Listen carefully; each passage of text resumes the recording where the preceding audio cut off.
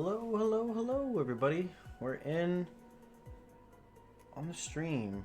We're going to be doing a restream of the Russian cast for CC vs. Joy of week 2. And here is the channel that I am recasting from, just to give him the shout out and the appropriate respect for what he's doing. Yes. So the reason why I'm doing this is because there was no English cast of it, so I'm doing the restream in English. You're more than welcome to stay and watch.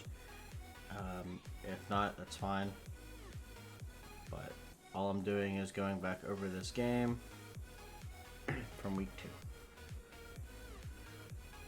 But without any further ado, we're gonna get started. Your presence has been detected and recorded. Thank you. So it looks as though this started this stream. Also, by the way, thank you for the follow. It looks like Norway was banned first, then Byzantium, then Japan, Maori, then Mali. I purposely shut off the audio from his stream because I didn't want the Russian to interfere with the English. There's nothing I can do about the chat box on the side, and I chose this version over the French version because there was no camera. And I didn't have to worry about covering that up. And then it looks like Dido is the last of the first, and it appears 7 Seas was the chosen map as well.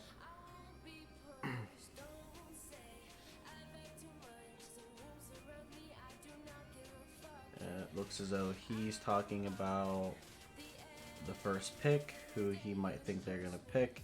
I don't know these teams that well. I can't give any real insight on what they're going to pick. But I would imagine a Cree is a great pick. I would imagine, like, if they wanted to do something like Russia or other strong picks like Gaul, Mapuche. And by the way, I did not watch this game over the weekend. I don't know the outcome. I didn't look at the outcome from any of the games other than Zone of Control's game, which is a team that I'm part of. Yeah, no problem. So like I said, I don't know the outcome. I don't know what happened in this game, so it's the first time I'm seeing it.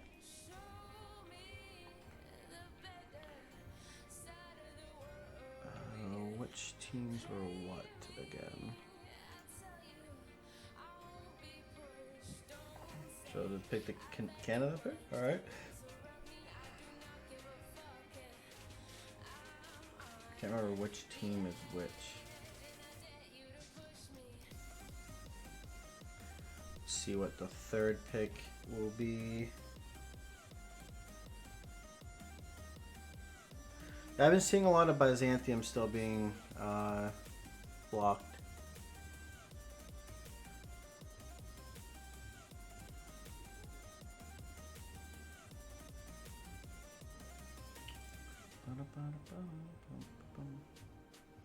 Roles and rosters.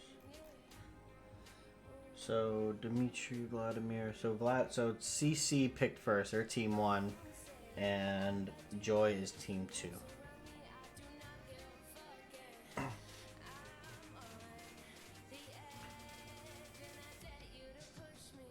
Yeah, there must be a bug showing 2 Canadas being picked. Not sure why that's like that. I missed the actual pick. And I will be skipping over the time gaps of like any relobbies and stuff. But for the most part, I'm going to keep this stream as if it were live.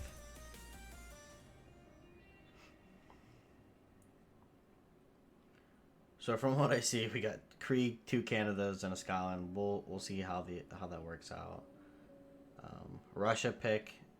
So it looks as though Joy, who team 2, they chose Canada and they got the first ban. So they picked Canada and immediately banned Russia. So there's no Tundra culture defense for Team CC based on that pick.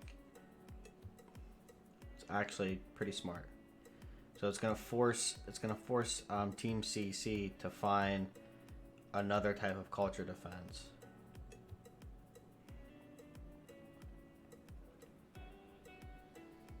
But I don't think maybe there is more tundra. Hey, Bron. Maybe there is more tundra on 7Cs. I think you can get more. So that's actually very powerful. I still don't understand the whole Mapuche. I think people just don't want to deal with it because of the combat strength of people being in Golden Ages. And also the defensive strength too. I guess the whole combat strength. And I've seen Scotland. It's like a toss-up, 50-50. Kind of just depends on where you spawn the map and who's around you. But they're generally a strong pick, no matter what. I'm surprised I haven't seen Gaul being blocked more often. Or banned, I guess.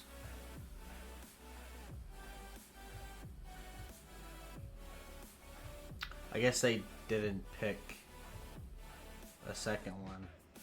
They kind of just skipped over their pick, or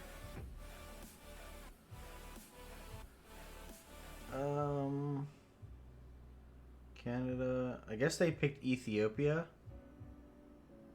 but it didn't register.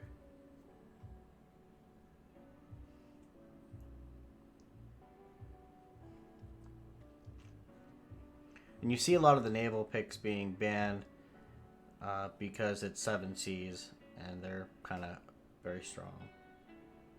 So it always happens. You get 7Cs and they just ban a ton. I guess they picked Rome. I thought they wanted Ethiopia. I'm confused. You gotta be careful with MPH. Sometimes it's weird. I'm guessing the time frame went out whenever they first picked, and it was a problem. So they went back through. They got their Ethiopia.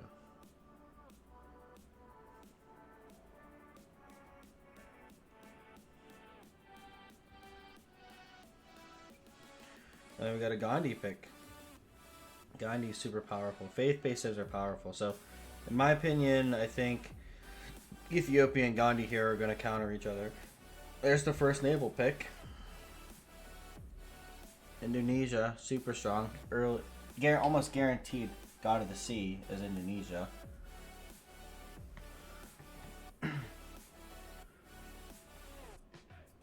Yeah, I'll try to talk through a lot of the game, but like I said, I don't have control over the camera or where the game goes.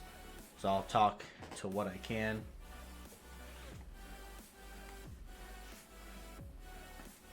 But I'll generally just kind of let the game play out and see where it goes.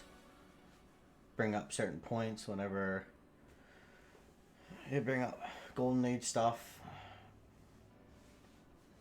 But realistically, I'm here to help guide this game with English and answer questions and whatnot.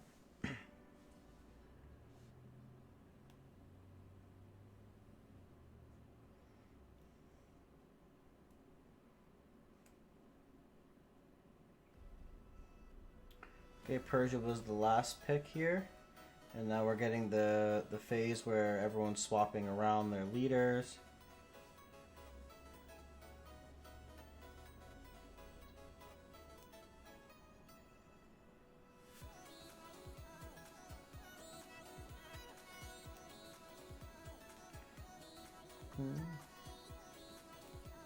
And this isn't uncommon for restreams.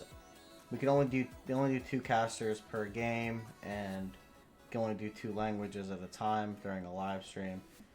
And a lot of people do restreams.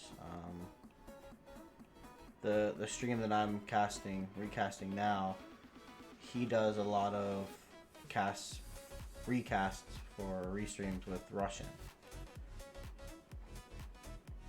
And it's very grateful for him doing so.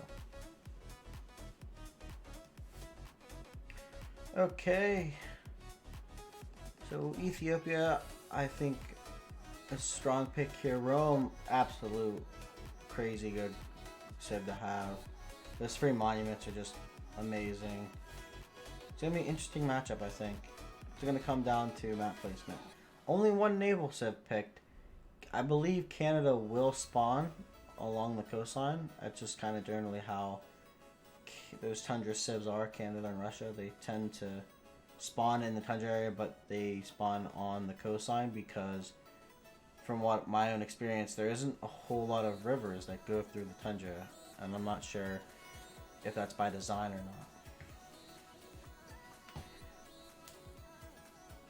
But as you can see on the screen, Team 1, which is Team CC, against Team 2, which is Joy.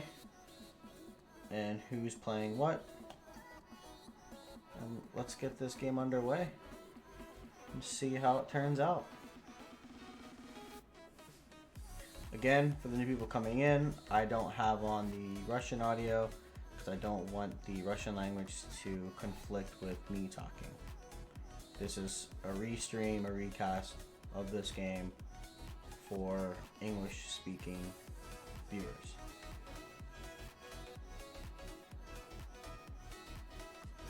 And I hope you can be okay with the Russian chat box on the side.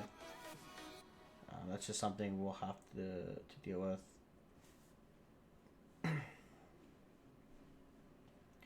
Okay, spawned in. It looks like he immediately looked for continent splits. He got a new follower. We're seeing, looks like Gandhi is relatively close, not like super close, but close in regards to Persia.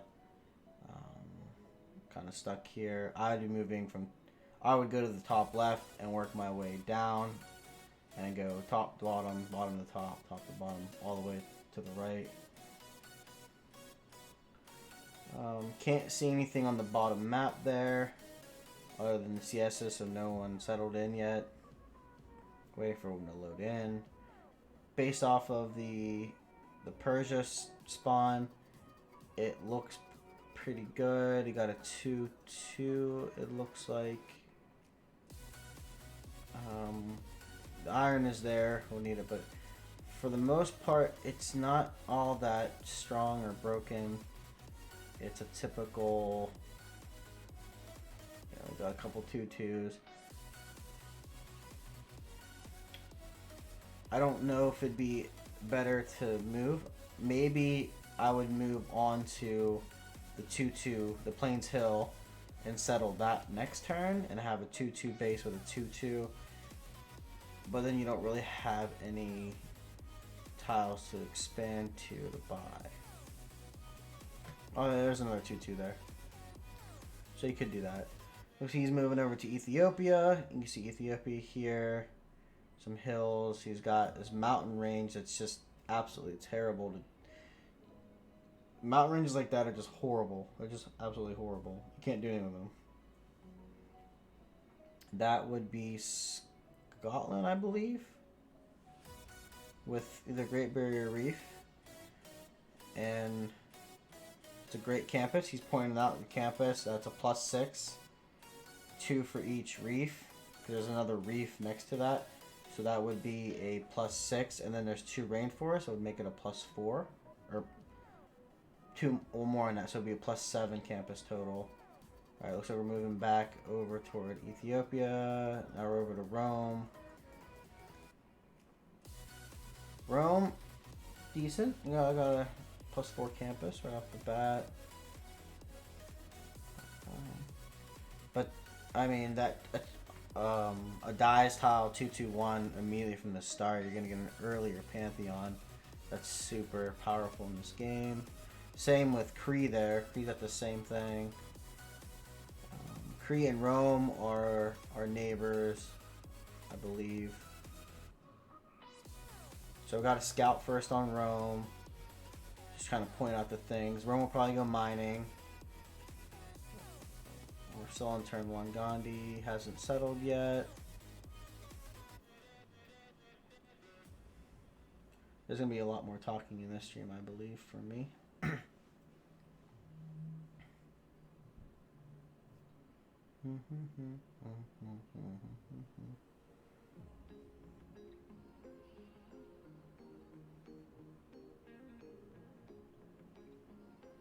It looks like Ethiopia moved across the river onto a better tile, I believe. We've got Gandhi, he's settled. He's going scout first. Gandhi's going astrology to work on getting that religion. That mountain range, that mountain range is horrible. Ugh. It's like pretty much ineffective.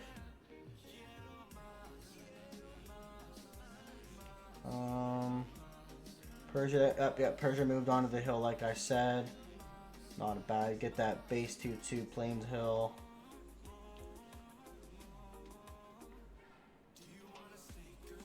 Chinguetti has been brought up a lot. Chinguetti is a very powerful CS. I think that gives the faith with trade routes, I believe. Faith is incredibly useful in this game. And that's why a lot of the faith-based civs are just massively powerful. We got a builder first on Indonesia. I don't usually ever see that. I usually go scout first, but I guess they feel like they should get the builder out to improve those tiles. I don't know if they settled in place. I probably would have moved across the river and settled on the geothermal, personally. Because you can't work, right? All you guys are 2-1-1 with that when you work it. And you can't improve it till so late in the game. It's better to just settle it if you can. And it's not like you moved away from any 2-2. You move away from 1-2-2, but you'll grow into it.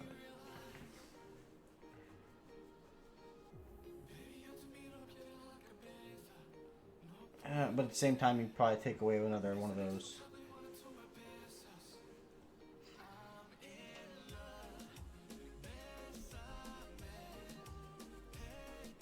Pre-scout first up. Turn 3. I realized we're on turn 3 already. Jeez. So we got a Rome scout coming out next. So Rome and Cree are going to probably duke it out. We got Gandhi over here. Oh, a point there. It looks like Cliffs of Dover. They're getting that buff. And it looks like it's a BBG buff for the most part. I think they're adding another gold to it. So it's going to be a little bit better than BBG version.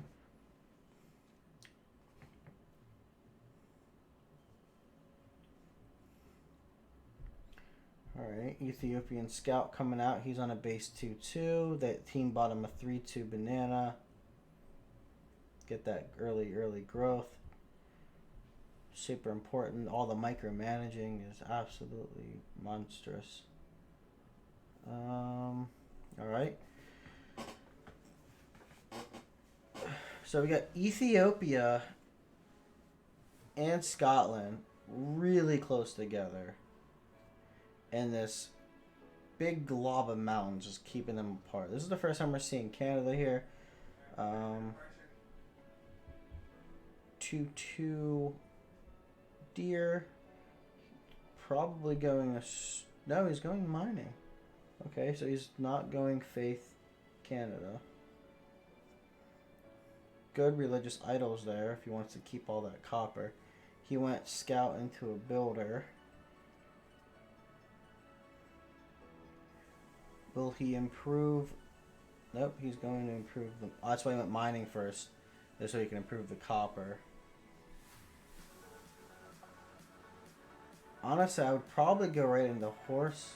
Go right toward archery to get Temple of Artemis. I don't know, if you get the horse, you can't put it next to it. You'd have to chop out that tree. But Temple of Artemis with Canada is pretty strong, in my opinion. Strong in general. But you gotta be careful going for that.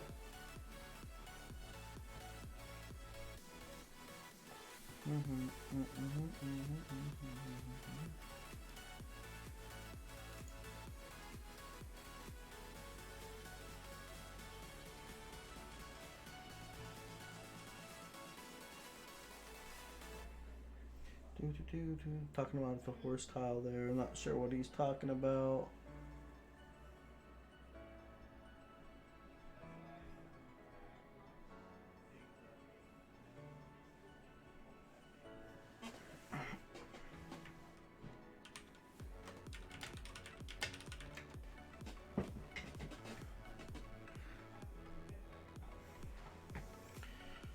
It's pretty good tundra for Canada.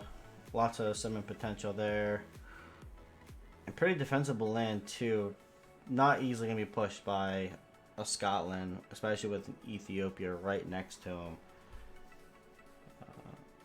This is rough. This is rough terrain. He's pointing out this is rough terrain. It's all hills, and it's got features on it. And he's pointing out the potential settles. I don't know if there's going to be a remap here, but this is the remap turn. Yes, it is a replay of the Saturday game, CC vs. Joy. It's from the Russian stream. I don't have control over anything other than just talking about the game.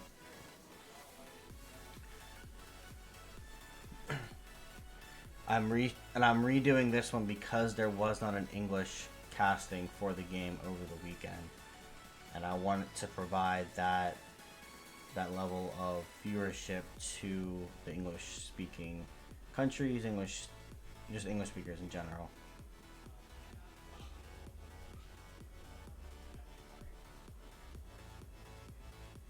The Yays have it, so this will be a remap. So that means that Team CC used a remap token. Cool. And I did say earlier in the stream that if there are any like relobbies, I will either maybe speed it up or just try to skip past it. Try to limit those as much as possible.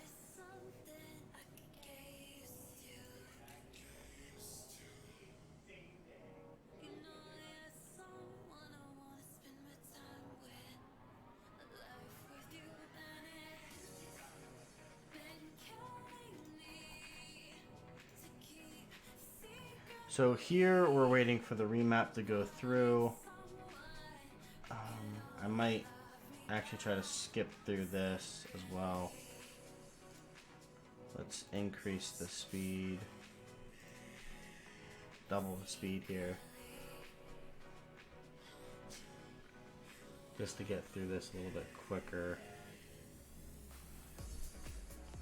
The remap does take a little bit longer than I think it should.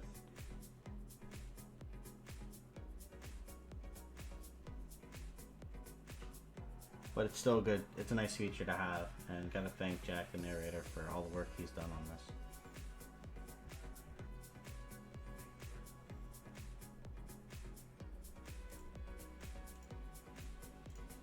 Let's get back to the normal.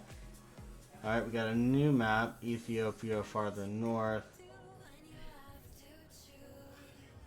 But not right up against somebody. Gandhi got some free sim potential.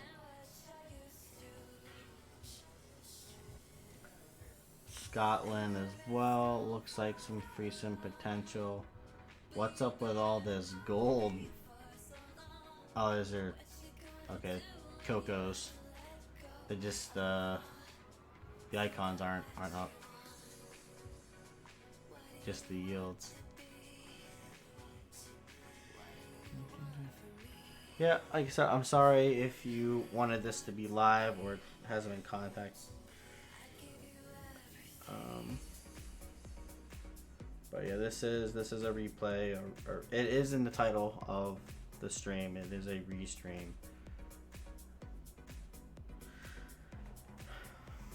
Okay, it seems like Scotland has some potential as well. Just gonna look at the animation. If you look down below next to the reef, the turtles down there, just the animation of the turtles, it's so beautiful. I actually zoomed in on it. That's really cool. Indonesia there. So yeah, that's nice. Neighbors on the same team, always feels good. Lots of free sim potential. We got Rome down there though. I can definitely do some damage to Indonesia with a Rama start. Oh, that's so.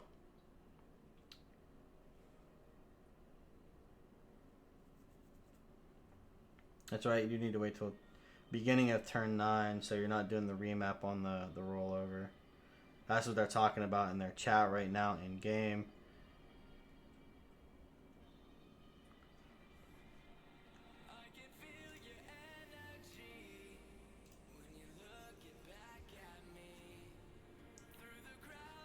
Yeah, that's what you're saying. In the beginning of turn 9 is when you start the vote.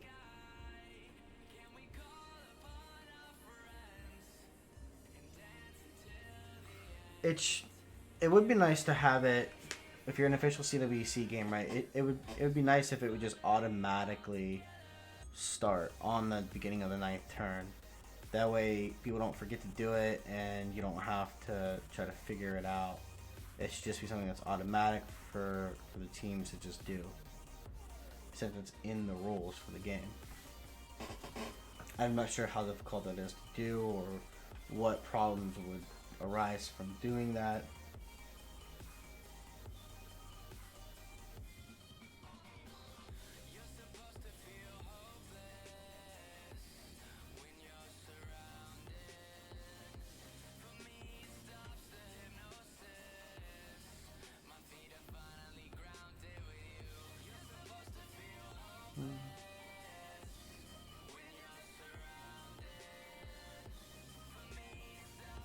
But yeah, please let me know what you think so far. I hope you're enjoying all of it to the fullest extent. It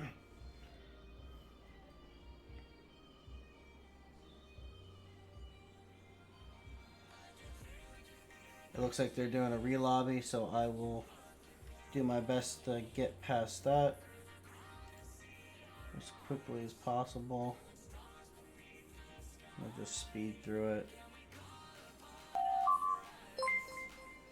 Oh. Your presence has been detected and recorded. Thank you. Thank you, Flame God, 1969. Say it all. But seriously though, thank you for the follow. Much appreciated.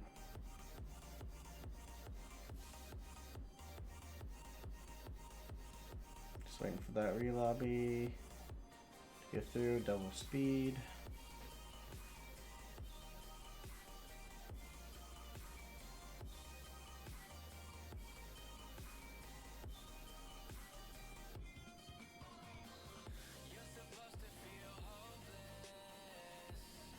It's taking a long time.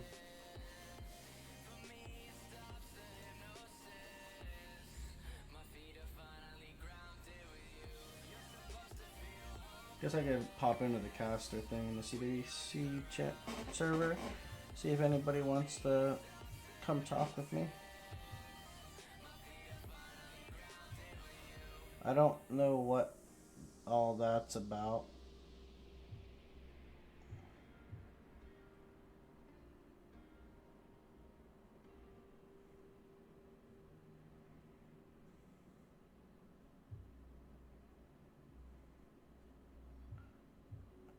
Okay, first time seeing that on a stream.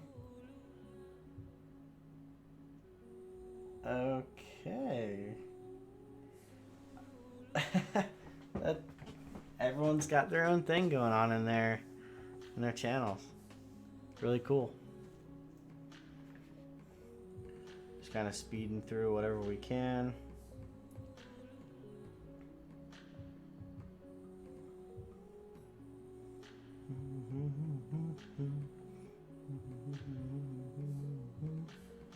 But again, Team CC versus Joy. Team CC is Team 1. Joy is Team 2. This is a restream. This is not live. This is from the game on Saturday. And this is the Russian cast from Saturday.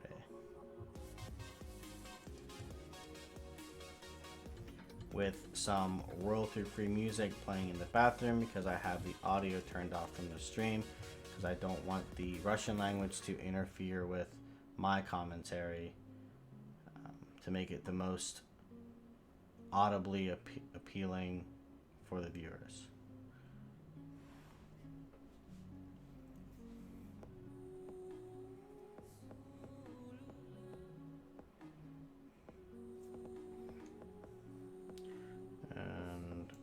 we're speeding through all of this.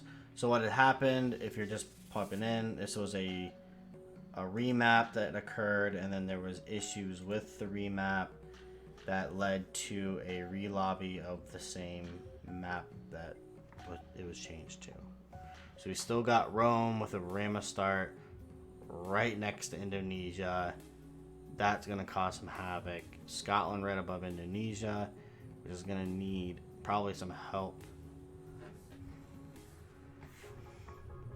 Not sure where Canada is yet. He hasn't covered that.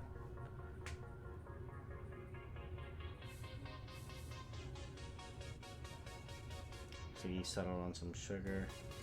At some point, I may just kind of walk away. Maybe I'll turn the camera off for a second and let this play through. I'm not sure yet. And I want to be here to talk and answer questions, but I don't want to talk too much. I kind of want people to just see the game for what it is. So he's talking about settling on the stone, the 2-2. It looks like he's saying, oh, there's not really any resources here in the water. It's not that great. I wish he would turn on the icons. This is horrible. I like seeing the icons. It makes the game better to look at.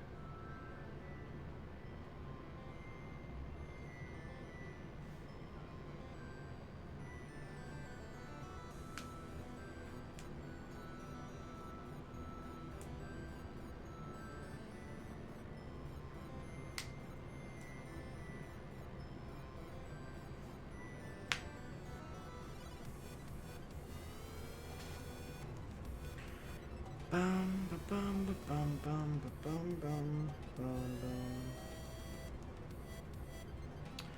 And given the success of this, I may or may not do another recast. It's just, these are better, I guess, live. People really want to watch the games live. That's the whole point. You don't want to see a restream. But I still wanted to provide that English version for the people to have or see, in case they didn't watch the Russian version. But thinking about it, I guess you could just turn on their stream and just mute it if you didn't want to hear the language or didn't understand it, and just watch it.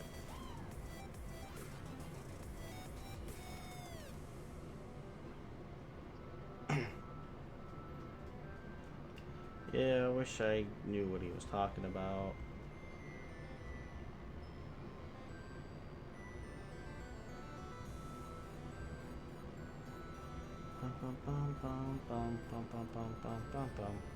That were Rama start though with Rome. And I really want to see what Rome does with Indonesia right there. Looking forward to that classical to medieval warfare.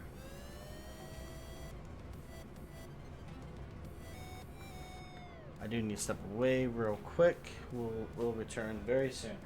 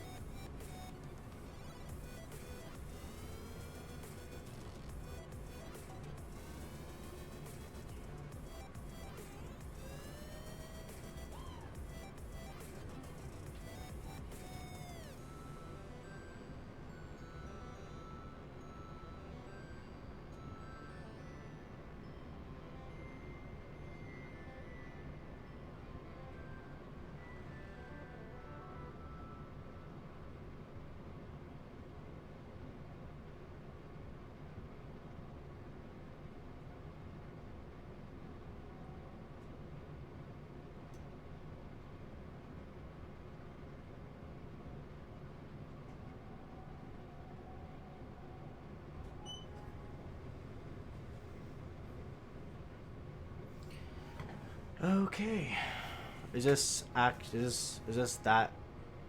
that actual Sandro? Yes. I believe it is Sandro Games. It's Indonesia, and it looks as though Rome did meet Indonesia here. We have Persia there as well, actually. Just realized that Persia could push toward Rome to alleviate some pressure off of Indonesia if needed. What stats they have before this game? Do you mean their win-loss record for the TWC week 1?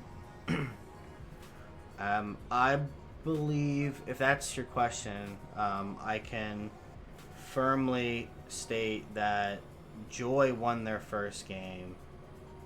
I can't quite remember if Team CC won. There's really no record of this in the CWC server for me to actually refer to, which is actually quite annoying. Oh, that's not what I wanted to do. There we go. Sorry about that. They're doing the remap phase. Hopefully it doesn't get remapped again. And they didn't wait till the beginning of turn 9 to do so. And it's quite annoying. But what you saw there real quickly was the results so far for Season 4.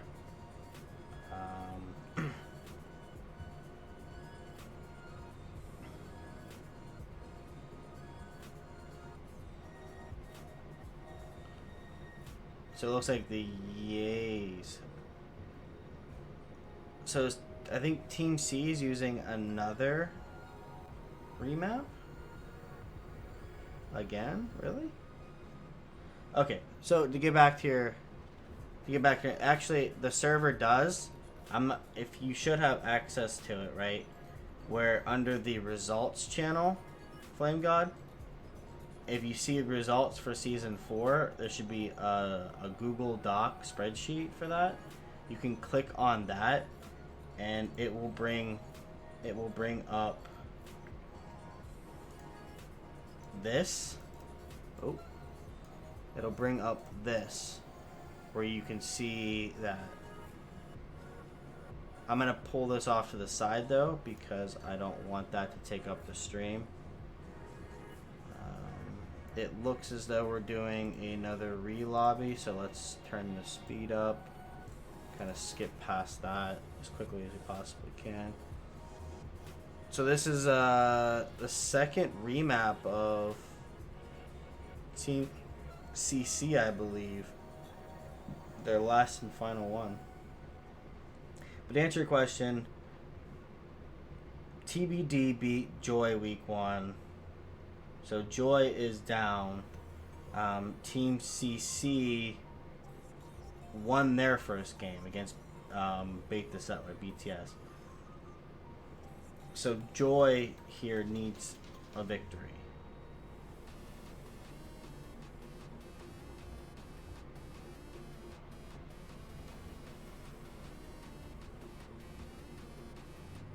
Yep.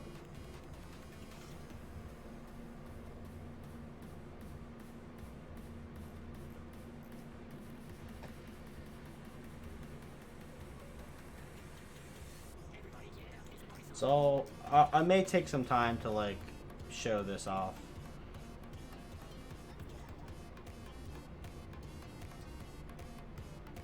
It would be cool if they allotted time during the game to have like a halftime, or you know, after every like 50 turns or so, like take like a 5-minute break or something. That way you can give casters time to discuss some of the things they may not got the opportunity to discuss, and also discuss some other things. Like I would show the current results of how the teams are doing and where they're going and how it's structured. I guess I could do that in a pre-game discussion as well, which I think I might actually start doing for my next, at least for my next one. During my pre-game, I'll have it start like maybe 5 or so minutes sooner. Talk about a pre-game,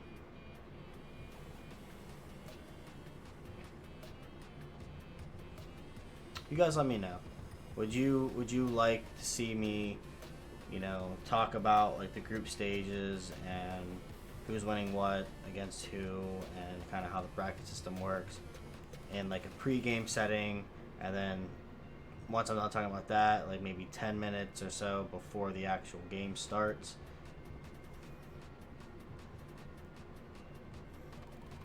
So yeah, I'm just doing a 2 times speed right now through this whole re-lobby thing, so it's not quite as, I guess, daunting, or it's that big of an issue to just sit and watch it. Just lower that exposure time to just re-lobbies and whatnot.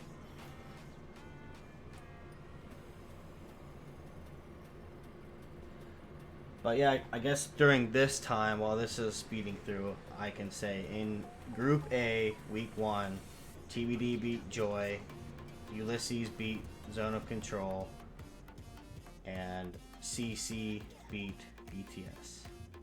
In Group B, Week 1, PP Patrol beat Barking Gang, ZYDX lost to Duhanza, and the Sea Dogs beat Pyramid. Week 2 so far, here's the Week 2 results. I won't say this game's results, but Week 2, TBD lost to Ulysses. Zone of Control beat BTS. Right, we're gonna lower this back down.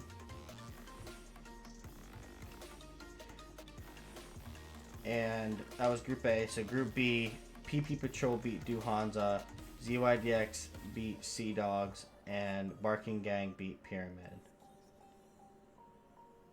So it seems right now the ranking is Ulysses is the number 1 team in Group A, and PP Patrol is the number 1 team in Group B.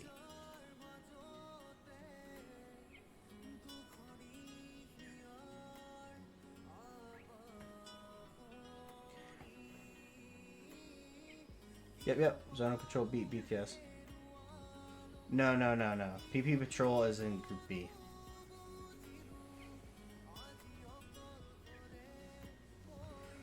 Okay, so it looks like we got a second remap. I believe this is Team CC's second remap. They use 2 remaps in the same game, I believe.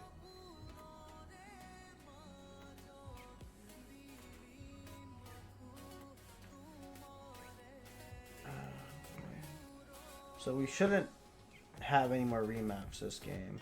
This should be the map that this game we played with.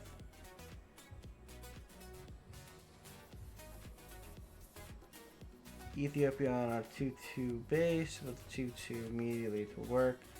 And he'll grow to another 2-2 as well. He has more 2-2s down. A decent campus right there on that stone next to the volcano.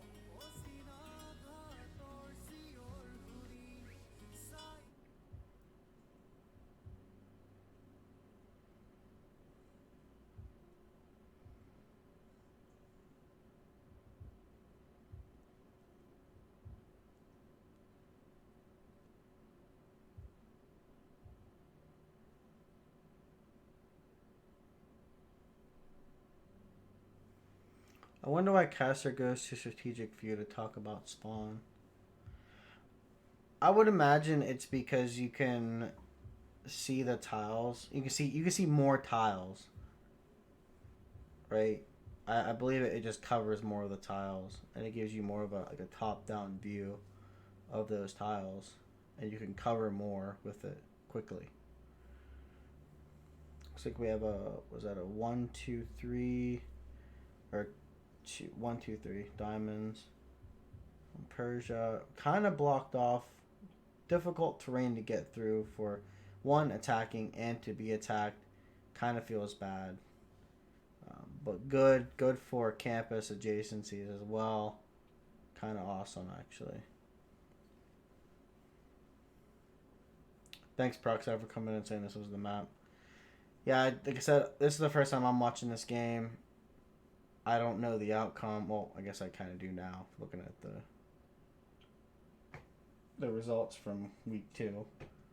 But this is the first time watching the game. I don't know how it played out. Yeah, Flame God, I watched that Zone of Control game as much as I could. I was very busy over the weekend, so I couldn't stream, cast, or play any games. And I grabbed this restream because there wasn't an English speaking one for this game, and I wanted to cover something. You know, I want to get a CWC game every week to cast, if it's just one. I do enjoy casting games. I enjoy talking about the game, and I don't want to talk too much, and it's a lot easier to not talk about the game whenever I'm in control of the cast, because I can kind of just put it where I want it to be and say something about it and then let it kind of play out.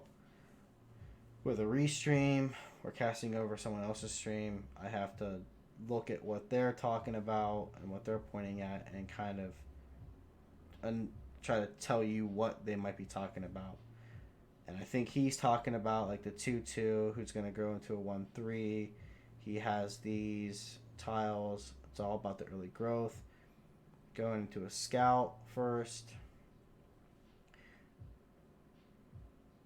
I have no clue. He's talking about these 3 tiles, and he's pointing out the 1-3 significantly, saying you could maybe put Liang in there, and you have a good Liang capital, especially with the sheep and the horse. And then maybe later, if he doesn't put anything on the niter. But kind of what you're saying is, if you get the 2 tiles right with the deer and the sheep, that's essentially 4 food, 4 production, or 4 food, 3 production. And if you improve it, he could have been talking about chopping out the cattle or placing temple word miss. Yeah, he could. A 4-2 spice on Scotland. So this is what you also want to look around for too, is your teammates giving the excess luxuries to. Oh, he went scout first into a settler. That seems pretty common actually in a lot of these games. Scout into a settler. Scouting is kind of put off to the side as a priority. Getting a city earlier seems to be more important. It looks like Indonesia went builder first again. Immediately improve those tiles. That'll be a 3-1-2 fish tile. With God of the Sea, it'll be a 3-2-1 fish tile. Or does it give automatic 1 on top of that? I can't quite remember. Or it would be 4 food, I guess. I'm kind of addicted to the tournament. Got into it by following No Relator. This stream is my dose for the day. Well, I'm glad I could help you out with your addiction. It's a pretty good addiction to have. Just don't let it take control of your life. Yep, No Relator is my teammate. I thoroughly enjoy Norm as a person, as a player, and as a caster. Awesome guy.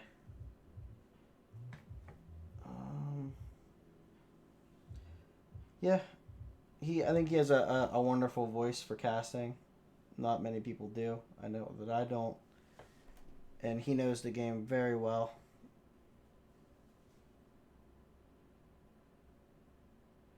And he's fun to watch.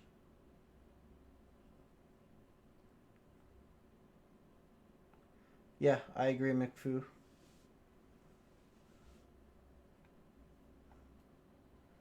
Definitely, point of views are interesting to watch as well. You want to hear the voice dynamic. It would be cool to have the ability to immediately. So it went to 4-2-1. So added the food and production for improving, and then God of the Sea will add another production, making it a 4-3-1. But yeah, I think it'd be cool to have the ability to kind of check in on team communication on a cast just to hear it. But also at the same time, I don't really like the point of view sometimes. I don't want people to see that type of stuff. Okay, he already has God of the Sea. Already has God of the Sea. It looks like. So that's just how it is. Or he just got it. Yeah, he just got it. So going from 4-2 to 4-3. But yeah, I think Zone of Control is probably the nicest people out of all the teams. I think they have the nicest people on the team. And I would say probably the second would be the Brazilian team, BTS. I'd say they have the second most nice.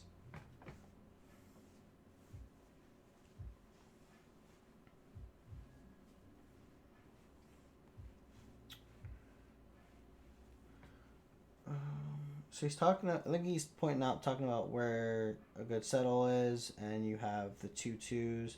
So settling on that stone, you're on the coast. You have 3 2-2s immediately to start working, which seems like that's where he's going to send a settler. He's working on a second settler to send even further over. Indonesia next to Cree, which is his teammate. It looks like there's another teammate further down on the Philippine Sea. It looks like. Yeah, I agree with that statement. For tournament integrity, you do want that to be private. But I don't want to hurt. I also don't want to hurt streamers too, right? Because if you put in that type of implementation, you either basically force players to play, or you force those players to cast the games. So they have to like prioritize their channel over playing.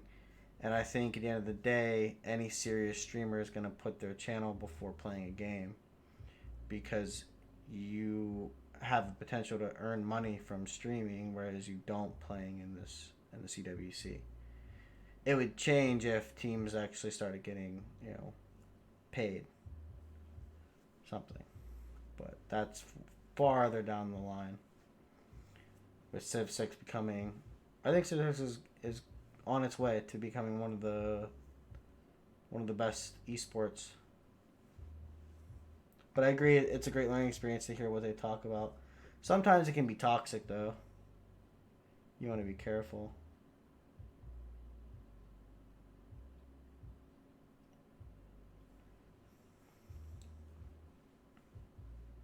I think it would be cool to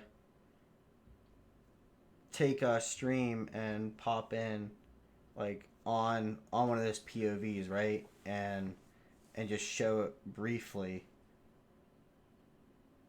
from time to time.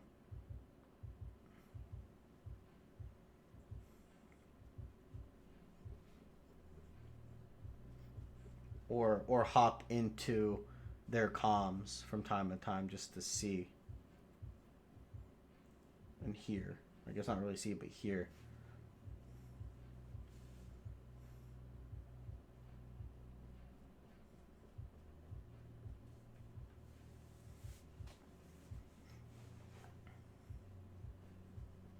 Yeah, and I'm really happy to have been asked to play on the team, even though I don't ever expect to get any CWC playtime, unless some crazy things happen.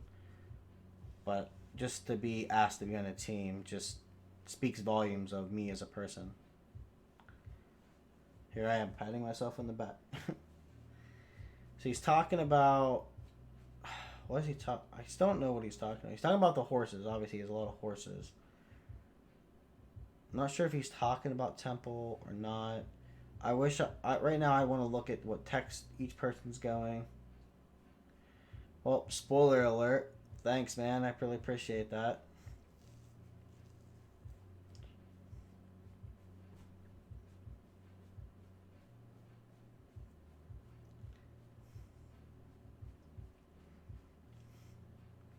Nice volcano tiles.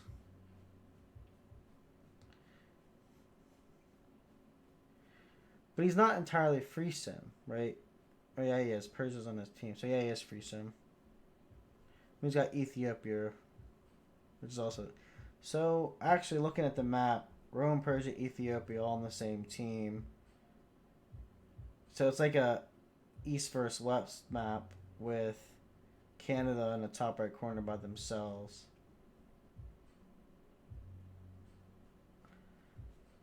I don't like east versus west maps. It just, ugh. It doesn't. I don't think it makes for good content. I like to be able to talk about like early aggression, and I want to see early aggression. But I also like to see the late game, and I want it to get to late game. So I want there to be a balance of that. It would be awesome for CWC to get some volunteers dedicated to creating balanced maps that can be used. You know how right now we do like the pool of maps, map types. It'd be cool to like for CWC like they just have a pool of created balanced maps, and teams can pick between those.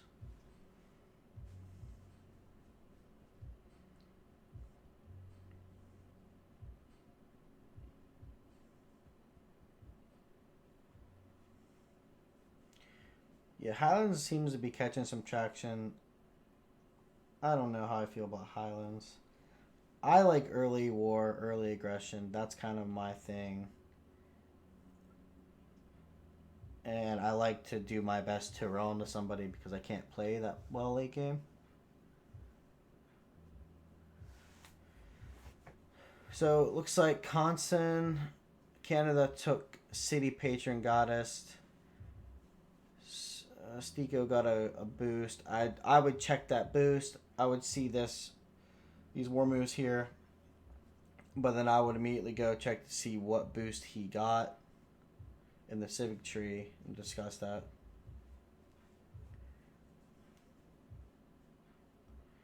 Yeah, yeah. This game has a lot of devastating RNG in it or involved.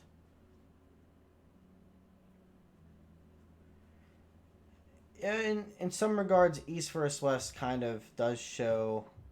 It shows one aspect of skill, and that's your ability to sim up.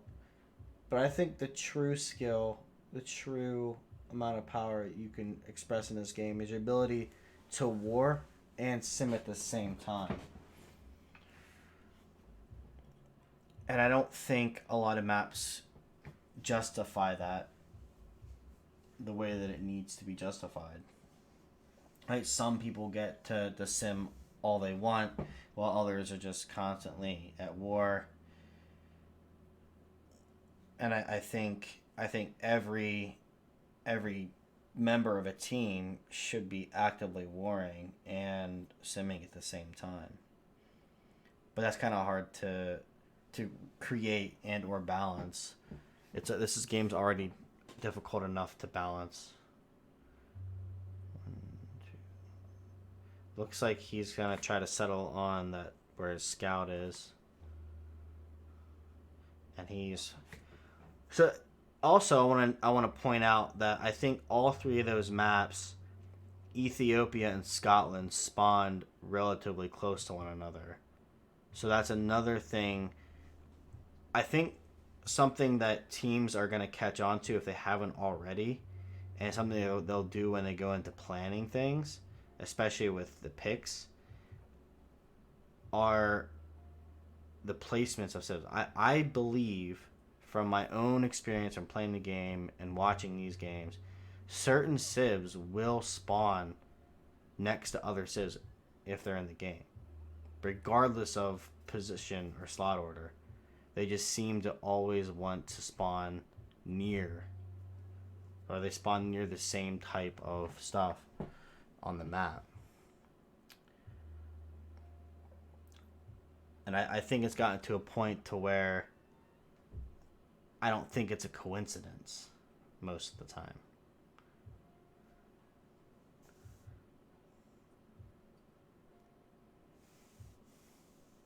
I don't know if it comes down to the bias or not, but it just seems that way.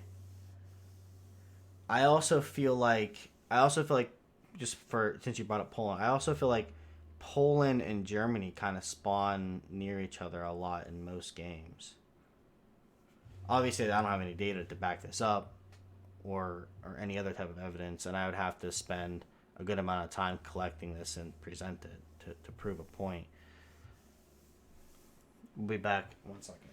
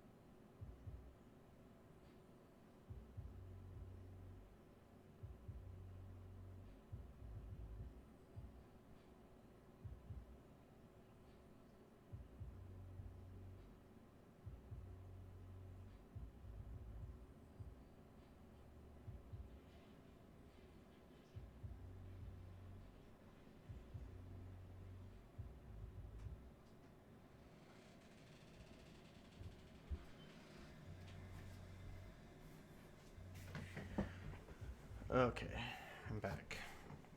He settled up there.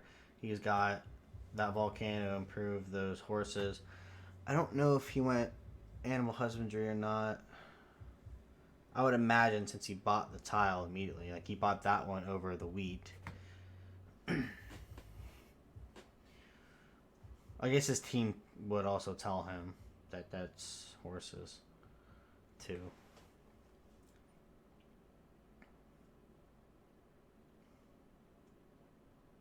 Yeah, settling near the turtles, always a good choice, especially on a plains hill. Get a 2-2 base, and then you got that 2-3 right next to the volcano, and then you can improve the turtles, chop out the 1-3 woods, put a campus there.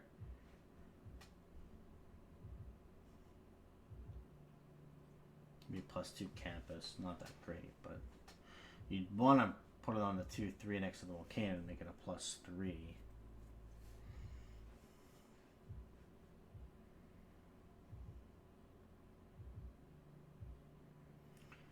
Yeah, it's a good settle there with the 4-2 spice. See how Scotland can kind of pull out. Looks like he went early campus. So I'm not sure if Hypatia's up and that's why he went that, or if that's just the gameplay or the game style of Scotland.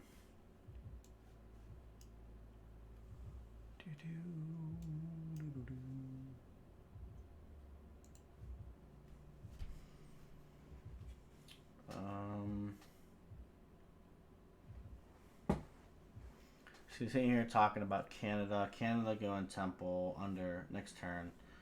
Next actually, but next turn. Not bad, not bad.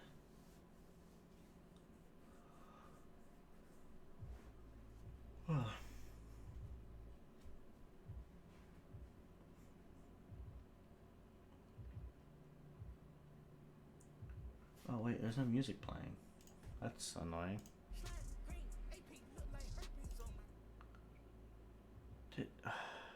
What are you doing, Zach? Messing with my stuff. I don't know. I was wondering why I didn't hear any music.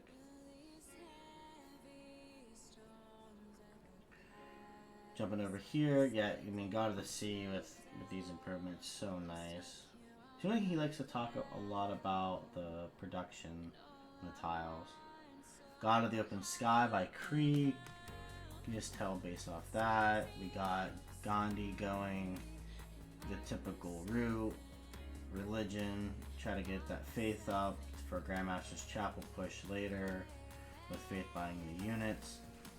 We got Persia with a builder to improve the Mercury to get those auctions. Amenities are so important in this game now. You don't want to neglect that. Rome took Crowd of Craftsmen. You can tell based off the extra production and the faith on the strategics there. He's talking about Pantheon there with Ethiopia River Goddess, so there's more, I believe, housing and adjacency for holy sites next to the river, or is it more food and... I know it's definitely more adjacency. It's like +1 volume to the mic, please. Zach, get out of here.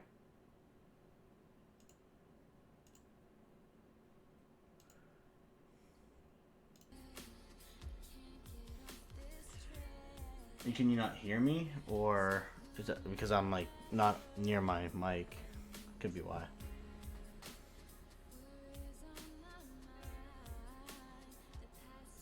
Probably why. It's my mic's up higher than usual.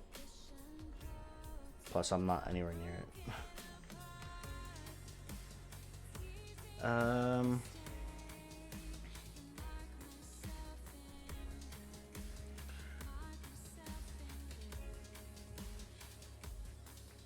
So he's talking about the pathing for Gandhi and which way they're going. They went that way. I think he might have put the settler card in to get another settle out. Typically what happens with these faith-based civs like that, they go to cities and get up their faith generation so they can go to monumentality and just buy their settlers and builders and get more cities that way. Either they buy the settlers straight up with the faith, or they'll buy builders and chop out settlers with the production card. And it seems like Indonesia went harbors. So they roughly, this is about the time, turn 30 is roughly about the time when the era usually changes over. So I think Indonesia's going to try to get that free inquiry going with 3 city. Cree settled right up on. That's good protection there. And then there's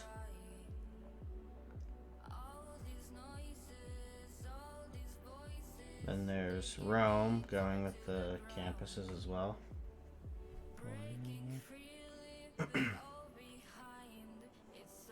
Interesting spot for a district. Government plaza, that is.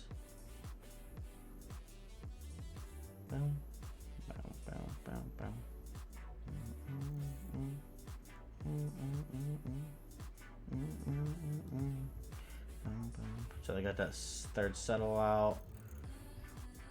Oh, wait, was that? Oh, Gandhi next to Cree. The blues are bothering. So the warring seems like it's going to be between Ethiopia and Scotland in this little narrow patch of land, and perhaps somebody push up into Canada at some point. Indonesia could probably... Indonesia does have access, you can tell, has access to Canada, one side. Giant's Causeway there as well.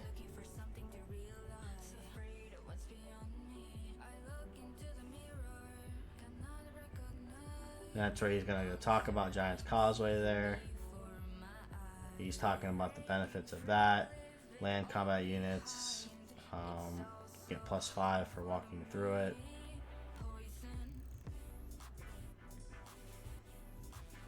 Super powerful to have. You want to send your units to that.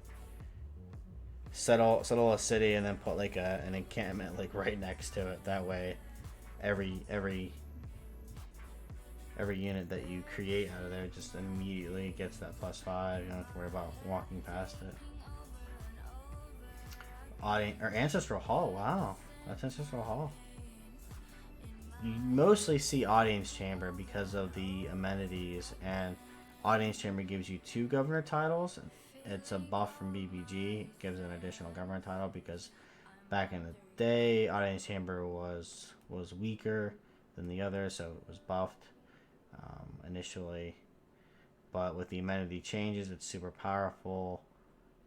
Even more so, you kind of have to go it. Plus, you get that extra government title. So, I believe BBG is going to take back that title. You still only get the one. I still think it's going to be the necessary, the primary to go to because of the whole amenity change.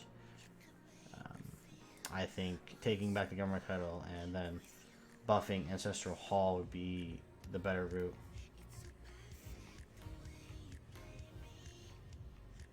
Yeah, you Ancestral Hall really isn't like all you're really doing is you're getting that builder right when you settle a new city, and you're getting the production back from that. And I mean that scales. I guess does scale more so later in the game if you're gonna settle those later game cities. But I don't think it's valuable, and that was awful to settle there, by the way. Super weird to do that. But I don't. I think the benefits of Audience Chamber just outweigh whatever builder you can get. Right? You can just produce a builder immediately.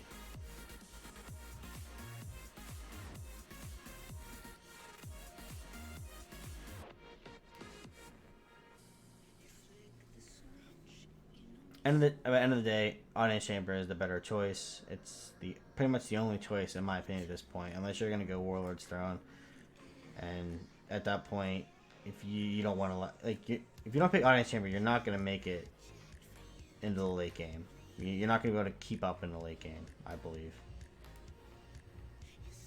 You're going to be hurting so much on growth and amenities. Now, there definitely needs to be an overhaul change, just like back in the day when Pingala was literally the number one choice, and you had to go Pingala. If you didn't, you were just stuck.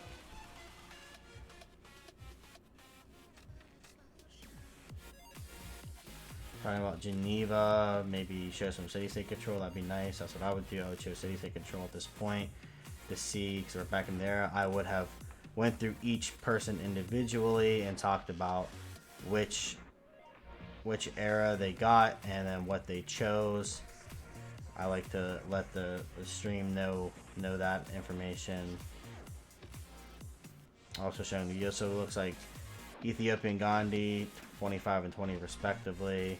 Muscat is down to Indonesia. Strong. Yeah, I really think, I do think Ancestral Hall needs to be buffed. I think it should be just a flat percentage increase to settlers across the entire empire. Or if you don't want it like that, at least do like a 25%, 25% production towards settlers in cities with governors at least.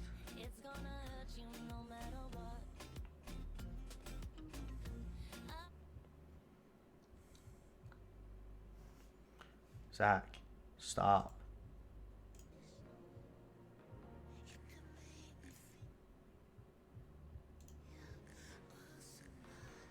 He's trying to stop. About to kick you out.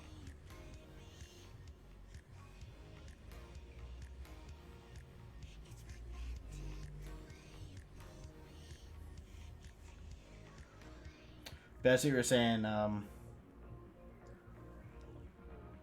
you want it to be something like let you buy builders?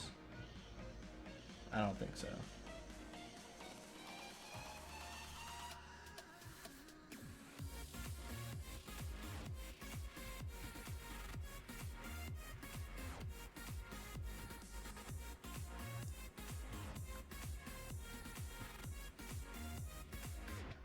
Actually, maybe I would even like... honestly, in Ancestral Hall, I'd still like to see it keep the builder thing. Maybe do like, it still gives you that free builder, but you also get like, maybe not 25% production toward it, but maybe like 10% production towards settlers in all cities or in cities with governors.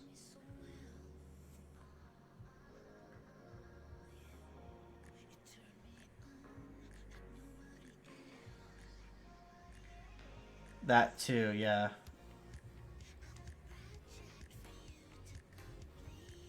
Yeah, crab blood. Yeah, it also makes. That's also a valid point. You're giving your luxuries to Scotland because of his abilities, so you don't want to go Ancestral Hall. But I mean, I can understand why he wanted to go Ancestral Hall here because he plans to settle a lot of cities. That's a lot of production back, right?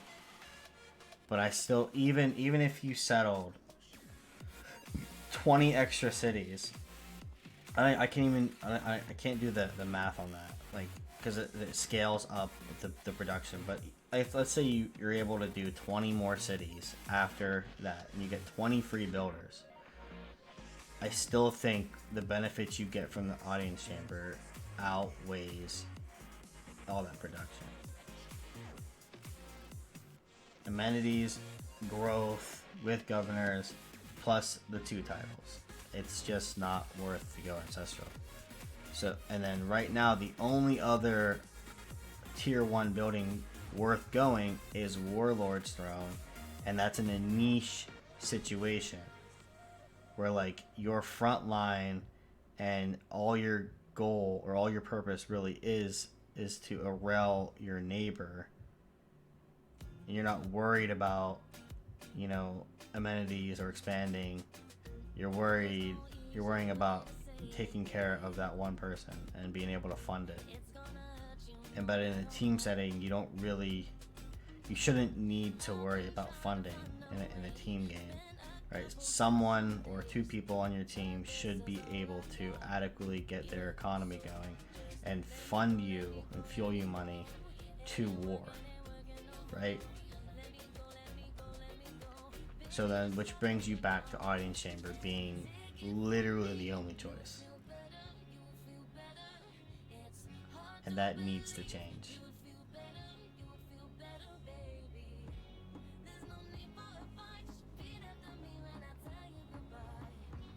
I want to know what they each went into. Like, I want to know. Obviously, Gandhi went into my fight. It just makes sense he went into my fight. I want to know who all went pen, brush, and voice. I want to assume Persia, Rome, not Ethiopia, Persia, Rome, Scotland, and Cree went pen, brush, and voice. And I would say that Gandhi, Ethiopia went monumentality, Indonesia went free inquiry, and the only toss-up I don't know, so it's typically from the typical, would be Canada. And he didn't go faith-based Canada, so I would imagine he went pen, brush, and voice. But it's still nice to see that, especially when you're casting that to people watching who may not know the game well enough or the typical things that certain leaders pick. It's good to show that for other people.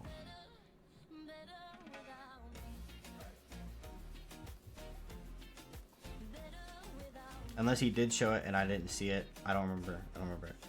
We've got a theater square finishing next turn on Canada. I believe that's the first theater square. So he'll start getting those writer points. Got a campus down. Trying to get some more science. Ethiopia is beating out Gandhi for faith per turn by 10. Yeah, so he definitely went hardcore into settlers. Realistically, if we need to find Ancestral Hall, a good reason to be picked, I would say, like, if we really had to find a reason to pick Ancestral Hall, I think the only leader that it could even remotely be justified would be Dido, because you get that production bonus already, and you could do a lot of cities, but you still need to do so much to even like become like a neutral net, like a net positive value, or even neutral, and it has to be so many, and there's just not enough land here to do that.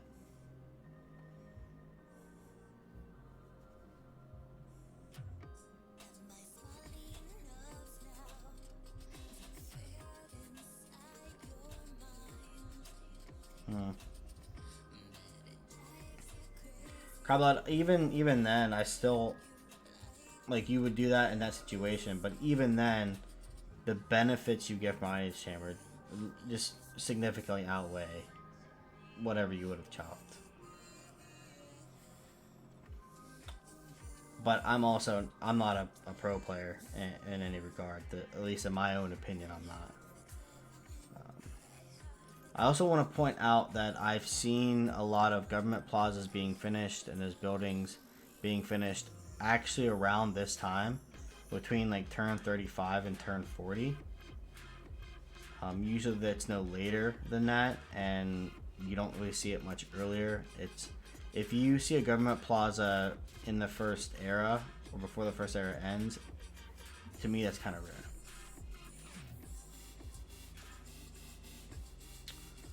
Yeah, I can't believe CC. Yeah, Team CC is Indonesia, Scotland, and Joy is Rome, Canada.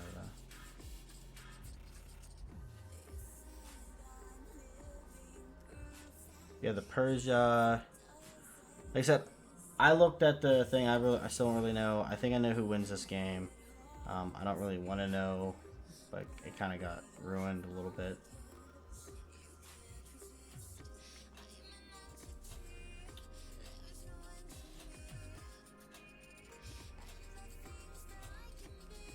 Yeah, I guess. Yeah, if you go ancestral and you chop out your special district, like it's Korea, that helps you get to critical science output, which then gets you to your unique unit at a much quicker rate that you could then utilize in a way, right? And here's my point with that is you're doing that to then have to put more work in later on to make up for what you get in audience chamber. Just audience chamber alone, just passively, it's more valuable than Ancestral Hall. Right? And I see what you're saying, but think about it. To chop out the specialty districts, you chop them out and maybe get some more settlers or whatnot, right? And you get your new city down. You immediately get that builder to chop out your next one, your next district. That's nice. But like I said, you're doing that for a reason. You're doing that, like with Korea's example, you're doing that to get the Seiya ones down to get your science up. Why are you getting your science up? Because you want to get that science advantage to get to a certain tech, so you can do a certain type of thing, which is most likely a military push or a military advancement on somebody. And that's a lot of extra work. Audience chamber, it's just passive. It's like you just put a governor in a city and you're passively getting more growth and more amenities, which then benefit. You don't have to do anything extra other than get a new governor. And audience chamber gives you 2 governor titles. So you finish audience chamber and you immediately get you can immediately put 2 more governors in 2 more cities and start reaping those benefits within 5 turns in those 2 new cities, not counting the ones you already have.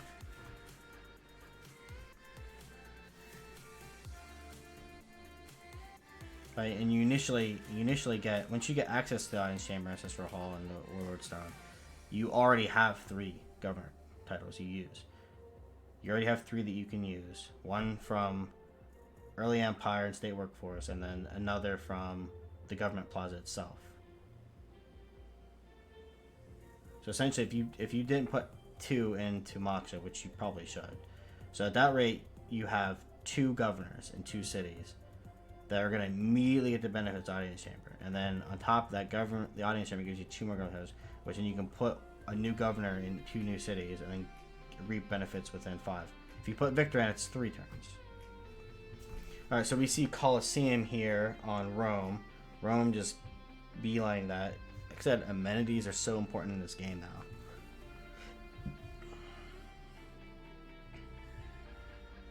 Which, denying that, Rome denied that from Scotland. That is huge. Yeah, right there. Yep. Just we were on the same. We were thinking the same thing. Right on the same page. The denial of Colosseum to Scotland, massive. It's so important.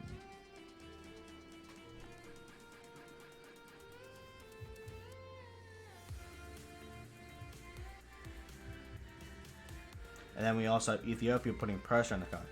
Scotland not being able to freeze him is weak. And he doesn't have good campus adjacencies as well. He has to make adjacency. With the government plaza, 2 adjacent commercial hubs. You need, and the thing on top of that, when you have to do a government plaza and 2 adjacent campuses in a triangle, you need a mountain tile to make those +3s. Otherwise, they're just going to be +2s. You have to put another district. You'd have to have a diamond of those. So you see where that has the government plaza and the two campuses. You need another district on the other side of that, or a mountain tile, to make them +3s.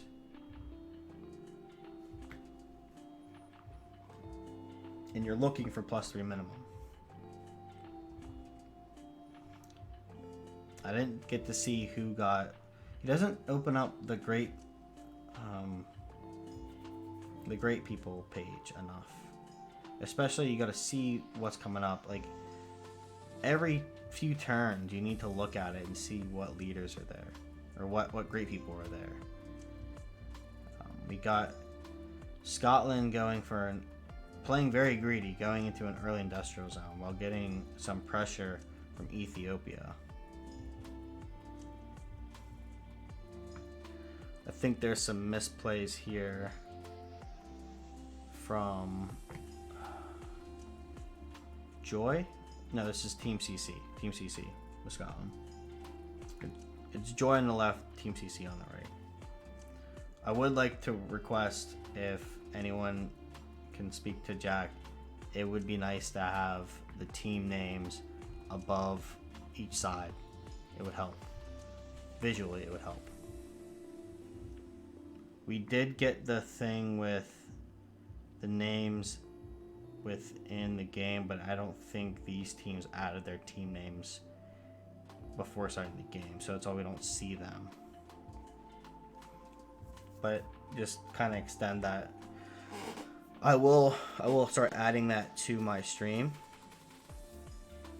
to show that, just because it's super beneficial. Let's go back.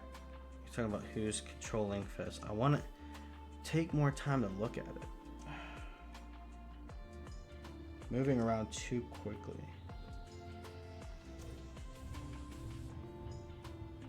Like, just take time and just look at that and just talk through it. Like you're skipping through talking about this.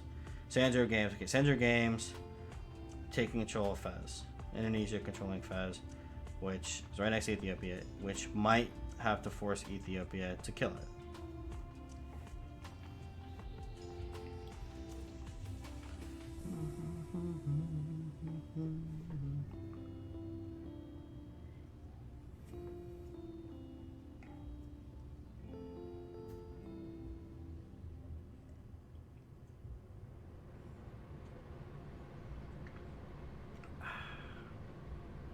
So it's forcing Scotland here to get some horses out.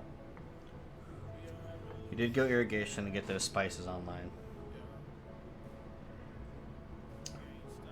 If you're delaying irrigation, so like, cause you can skip past irrigation and never tech it, never research it the entire game. You can go through the entire game without researching it. But you're missing out on those luxuries, those amenities. So you can't put it off anymore. You have to like get it as early as you can. Especially if you have the luxuries to improve.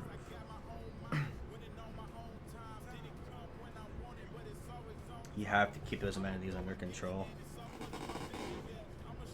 And in a team game, you need to be able to get you need to get those excess out to your teammates as well. There's the horse. Wow, what a low roll. That sword is still alive. It's crazy.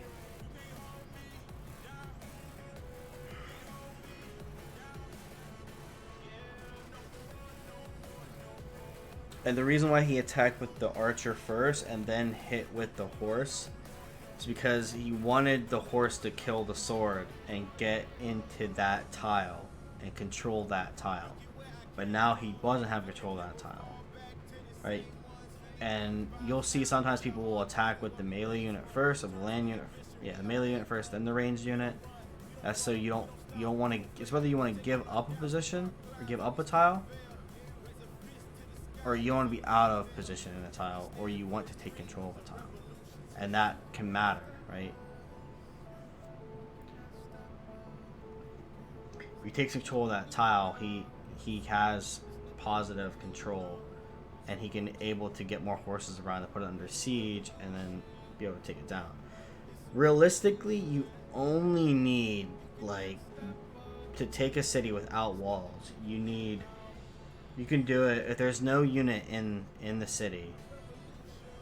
You can do it with 3 horses. Just smack it, 3 horses in 2 turns.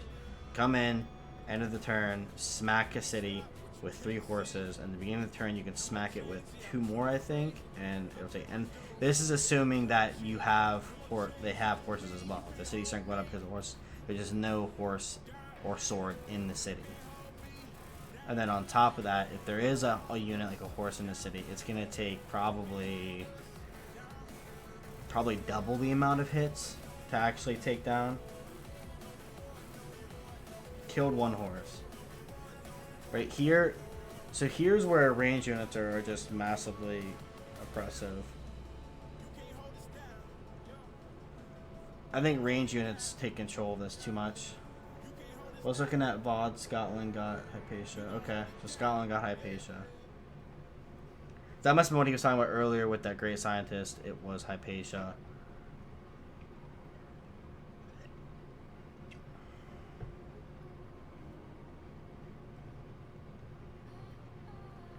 He's going in defensive buildings, limes, and cavalry units.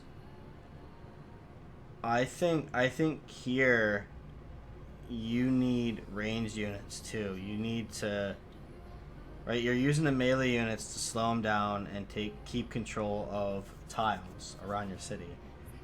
You need the ranged units to hit from afar to do the damage. Right? Because he's just gonna slowly move in and take your cities. The walls choice, absolutely wonderful, beautiful. That's how you can stop an attack dead in its tracks. An early aggression push, walls just stops it. As soon as someone gets walls up, your push is over, unless you have a siege unit to take care of it. Right, if you have horses or cavalry, you need to have a catapult with you once walls come up, or you're done. Like it's just not you're not doing anything. Unless you have, in this case, enough horses that way you can just keep the city under siege, smack it every turn with every single thing you got, and then swap out those units so they don't die, because you don't want to sacrifice those horses. But he is really putting a lot of horse pressure right now on the Scotland, and Scotland was not prepared for it at all. And that encampment can be destroyed very, very quickly. But he's bypassing it. And I think the reason why Ethiopia is actually doing something and making a good push is because he has those 2 archers.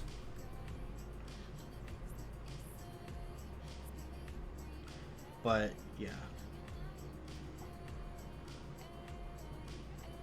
Good kill on that horse. Last moves. The thing is, he needs to put the sword in the city.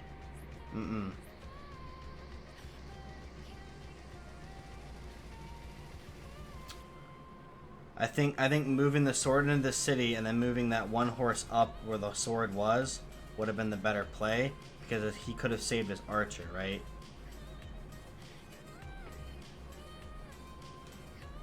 Because he has enough horses down here to block off the tiles, right?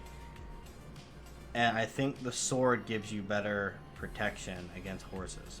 I do believe that just a horse smacking into a sword is not as ideal. I think the better matchup is a horse against a horse, but a horse against a sword is slightly worse. But he has Oromos, which is light cavalry. All he needs to do is literally get gold from his team, upgrade them, push back. I think what he was hoping for was to take this city, keep the city, take the gold, upgrade, and then continue the push. Walls stop that. Walls immediately stop that. No siege units. You're not going anywhere. Thanks, Golden. I'm going to keep it. Which... Oh, whoa! I did not know that he still had a movement. But still, the walls kill this attack, kill this movement. I'd be shocked if he was able to take the city now. I'd be really shocked if he was able to take it. It's not under siege.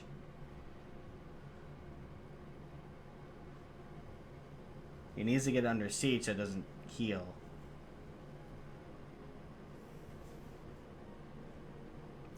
He does have enough units. I want to know what his religion is now, because he has a missionary. I'm wondering if he took Crusade. I would imagine he would have taken Crusade or Defender, but I think Crusade if he's really trying to push it. Yeah, that's what I was saying. You could have enough to do something, an attack against walls. It's going to take like double the amount of hits, right? But at the same time, you need to have enough units to swap them out so you don't lose them, because you don't want to lose out on all that production from the units. You don't want to lose those horses, because those are pre-builds for your for at least for your Romo. Any other Civ, it's not as impactful because they may not be like a unique unit, but still, those are your pre-builds. You don't want to lose those. You put production. You may have chopped or whatever, but you put production there. You got to keep them. That's why you need to bring something to deal with the walls, right? And ranged units in this game are broken. They're just broken. The promotion tree is broken. It's annoying. That's why you have the artillery spam. Alright, he got the city strength up higher because he got a knight. Alright, if the walls weren't enough to put this attack underwater, that knight upgrade definitely does. You need to back up, upgrade all your units, and you should have already had catapults ready to be upgraded into bombards to come back and push. You can't push this now. It's done. At this point, whatever unit you lose is just a costly mistake.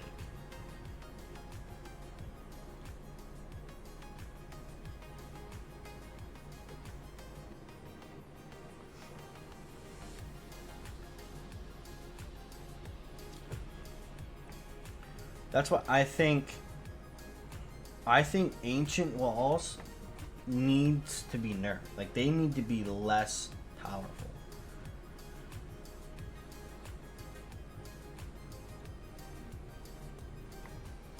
Yeah, I feel like they should be less powerful.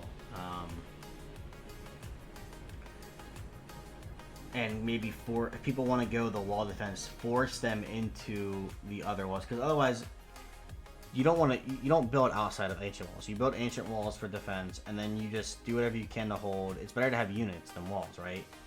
Outside of ancient walls, you build your ancient walls, and you just spam out as many units as you can to defend and maybe counter push, and you just try to hold out until you get steel. Once you get steel walls, the medieval walls and Renaissance walls are just pointless. No one's gonna put time into those. Yeah, that's what I was saying, Cryblood. I pointed out earlier, he was hoping to take that city pretty quickly and then upgrade into Romos and then continue his push, which is a great plan, but you gotta understand, you got Lime's card in the game, 100% production toward walls, or defensive buildings, which counts your walls. And cavalry units are weak with walls. Like, there's just, you need to have an, if they're not like swords or even anti-cavalry, you can just bring a battering ram and just smack. Like, You have to have a way to deal with the walls. That's why any push that I ever see, or even I do, I'm bringing something to deal with the walls because I know they're going to get put up. Because it's valuable enough to put up ancient walls to slow down an attack. Which I don't think it should be that way. I think a nerf to ancient walls would significantly help early pushes.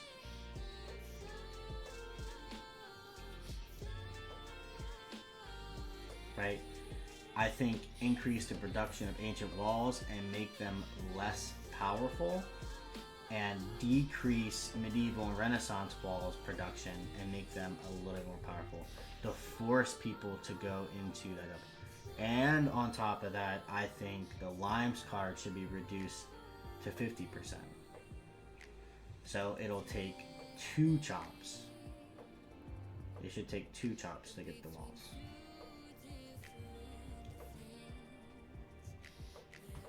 Right?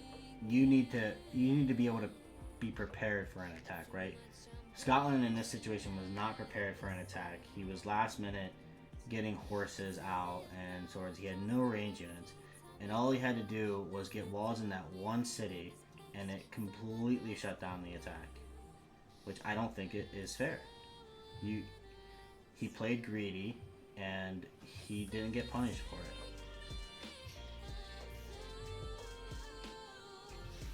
Ethiopia, in my opinion, there outplayed Scotland, and he wasn't rewarded for it.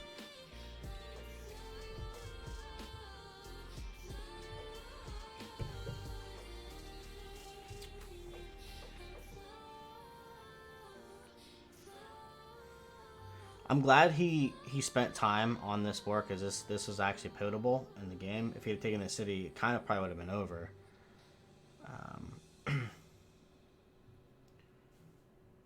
But I also want to cover everything else too. I want to see what Canada's doing at this point. Gandhi coming in later will be helpful. Like, Gandhi's at 28 science. Cree 72 science Cree. And I'm wondering what's going on with Canada right now with 26 science, 50 culture. Like, they're not really leading in the culture, but they're also their science. Like, so what are they doing up there? Sandra Games is in Monarchy. Monarchy is kind of the boost. There's 3 red cards. Actually, which brings up the point of the update coming here in a few days from Firaxis. And they said they're changing up some of the policy card slots in the government. And I'm wondering what's going to change. I'm really, really excited to see what it is.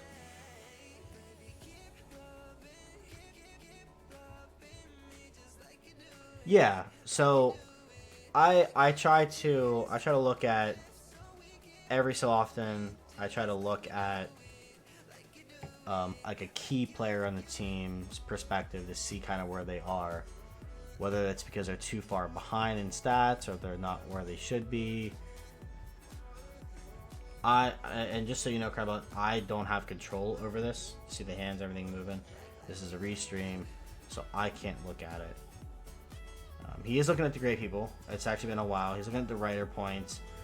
So maybe what's happening, I didn't get to quite see, but maybe what's happening is Canada was running projects to get the writers and artists. But if you're going to run projects, you're going to get a boost, and you should be beating... Right now, Canada should be beating Rome. At the very least, beating Rome with culture per turn.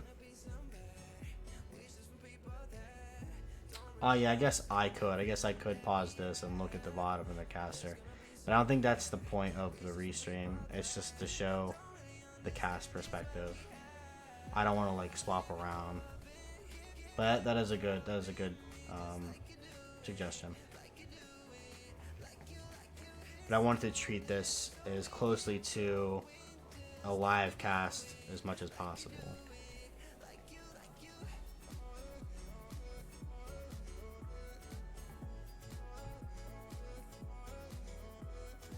But I guess yeah, I could look at the VOD on a different monitor and talk as well.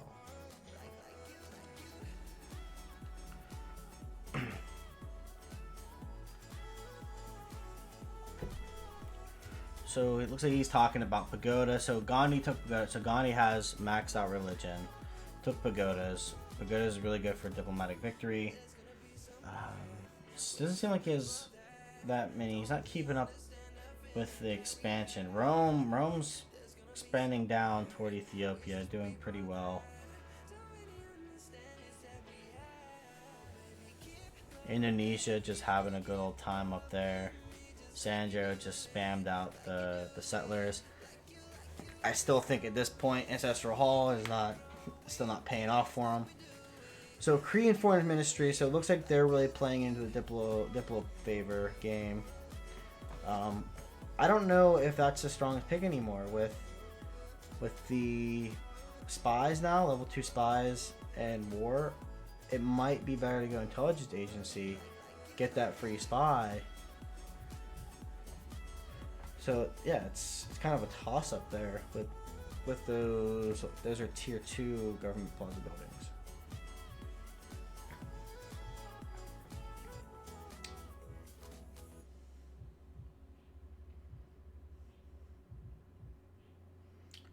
Campus on 3, so no growth.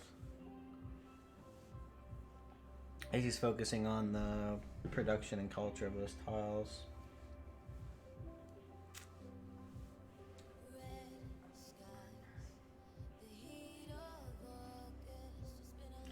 He is expanding closer and closer to Canada. Looks like Canada's on here putting some pressure onto Gandhi. So that's kind of probably why too. He wasn't simming, he was putting in some work to get some pressure on Gandhi.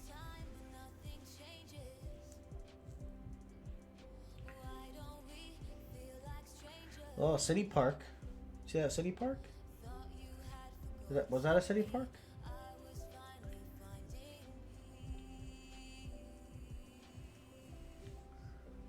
Where did Rome go? Where's Rome's government plaza? I see it there. Looks like he went audience chamber.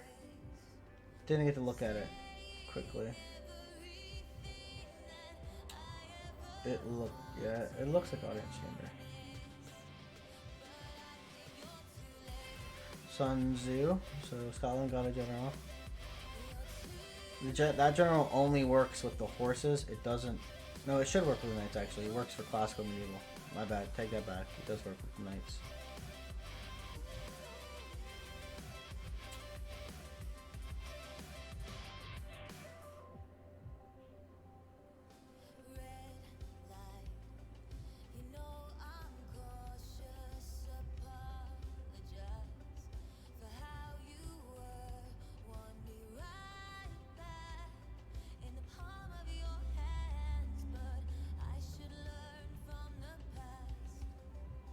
Bum, bum, bum.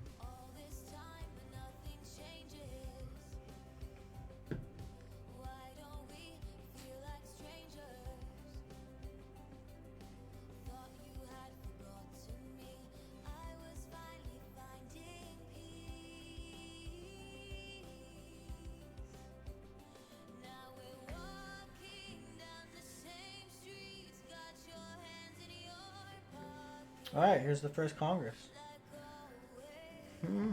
Trade routes. They'll probably try to get Korea another trade route. Or cancel Korea. One of the two. Possibly maybe try to cancel Indonesia. I think it's more valuable to cancel someone's trade routes in this game in a 4v4 than it is to give someone extra. Shutting off a supply of gold, or shutting off or lowering that gold, I guess, is better, in my opinion. And then for the city-state, that's just a situation. You have to look at the game, and obviously they'll vote. And one team will vote for Indonesia, the other team will vote for probably Rome, because Rome's free sim, and Rome already has. I mean, Persia's there too. Yeah, you're right. Well, I think I don't play Kree that often, but does Kree go internal all game? Or does it just early game and then later on Kree starts to transition into external?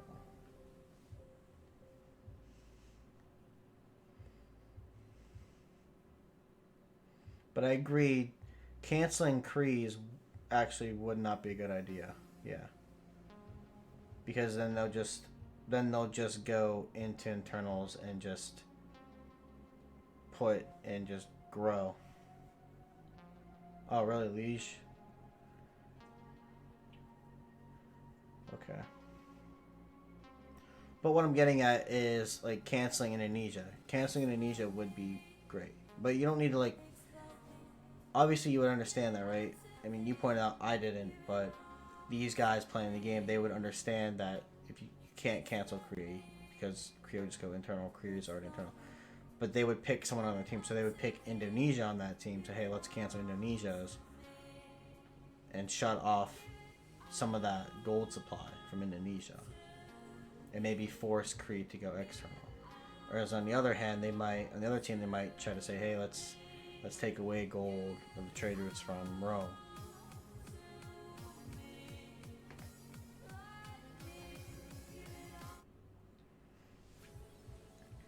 But my point overall is I think it's more valuable to cancel trade routes than it is to actually give someone an extra. Who keeps his science next era? Who will keep their science next era? We will see. Right? And then Kree, obviously, with free inquiry would be great. Those rock hews are beautiful, by the way.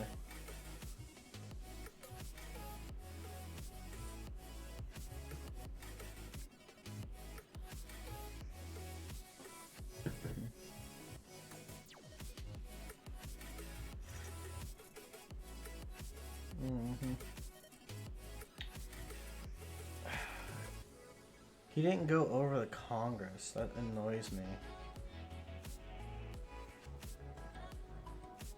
I like to go over the Congress as soon as it happens. Like if I know there's some stuff going on, like war moves, like especially like down by Scotland, Ethiopia, I would immediately go to that, check any first news or whatnot, see going on that, and then I hop over into the Congress, go over the Congress results, and make sure everyone sees what everyone chose. Maybe I don't go too in detail of individual picks or why they did whatever, but at least show each of the votes and who voted what and where.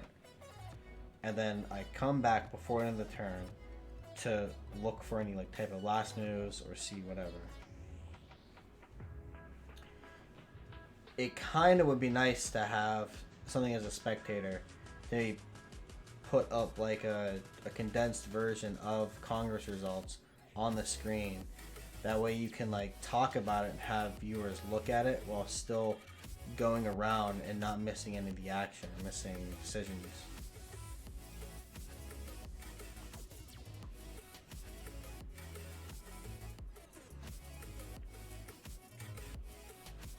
I also don't understand why having a chat box on screen.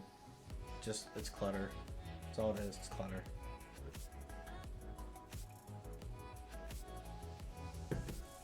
Alright, so we got Canada down here just being a nuisance, not really doing much of anything, trying to get some pilly willies off.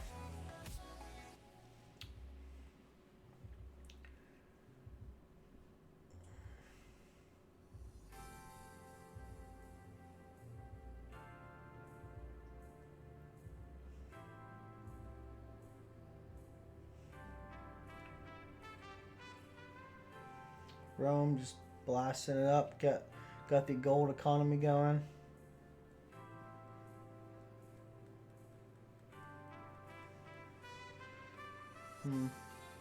More settlers coming out.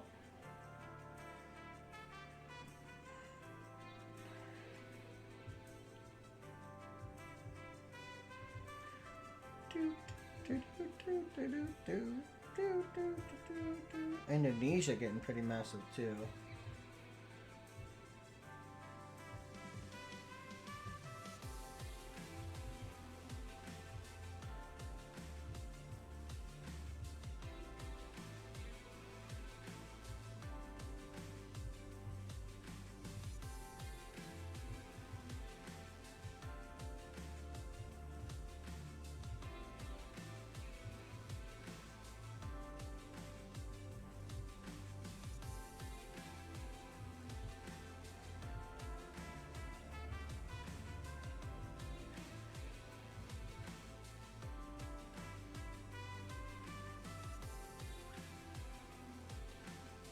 Okay.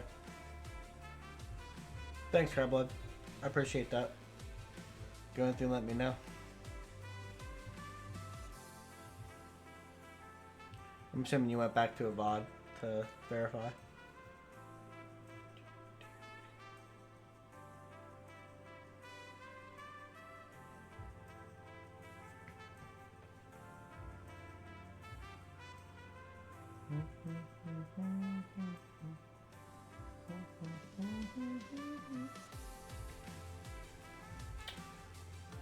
Royal... What building is that?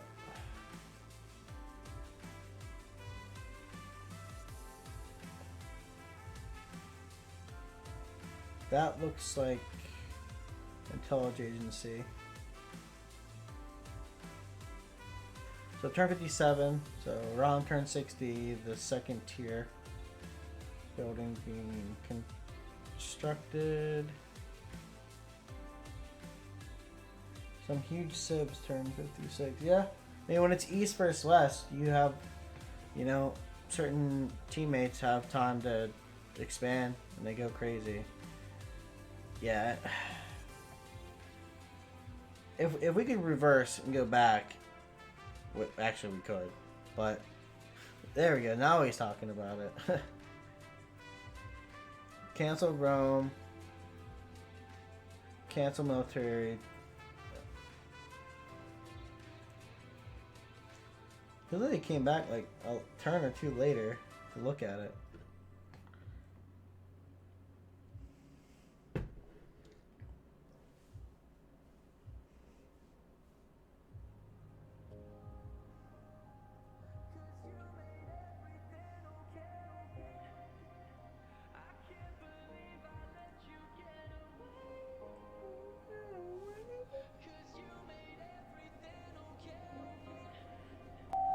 So they're competing for Geneva. Your presence has been detected and recorded. Thank you. Thank you for the follow, B-Bulb. Much appreciated. Yep. So Ethiopia killed Fez, raised it.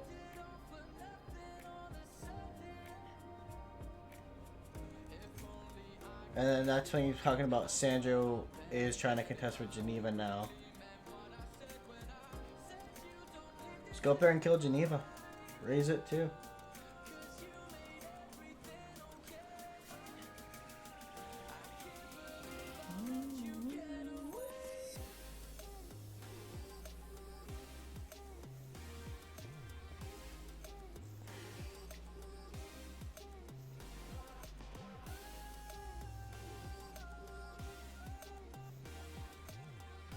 Okay then, thanks.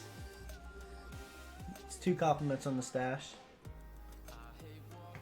Do I have... I'm not sure if I have emojis on. No, I don't. I don't have anything here. I have emoji on Discord. Dating mustache.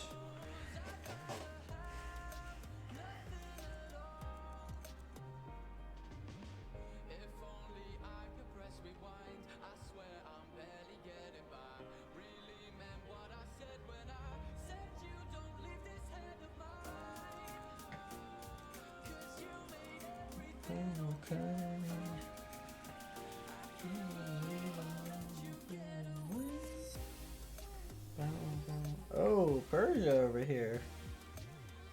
Causing some mayhem.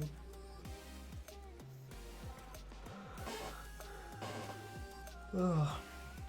The theater squares. Looks like he's getting some Knight Cuirassier pre-builds with those heavy chariots. Or he's building those to do... Is that Royal Society? I feel like that building is Royal Society. And I don't ever see Royal Society being built in this game. You go Grandmasters. Or is that Royal Society's later, right? Would this be War Department? You have Foreign Ministry, Intelligence Agency. And is it... Or is War Department later? I can't remember. Is that really Grandmasters? I don't think that's Grandmaster's Chapel.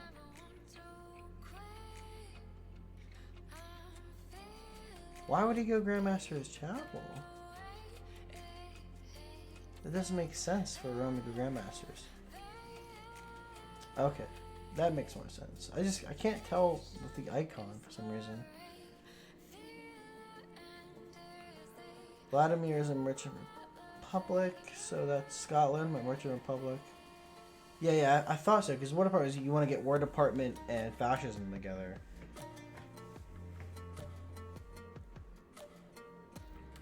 I believe Royal Society is in this is tier 3 as well with War Department. Tier 2s are Intelligence Agency, Foreign Ministry, and I can't remember the third one. Grandmaster's Chapel. My bad. Yeah, those three. That's what Proxy was saying. I was trying to think of throw, and you said James was like, no, he doesn't have GMZ. He doesn't have Grandmaster Chapel. I got it. Just a brain fart at the time. Thinking on the spot. So commercials. Yeah, Kree playing pretty well.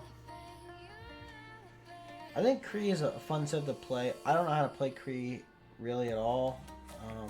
But I think it'd be fun to actually learn and play pretty well.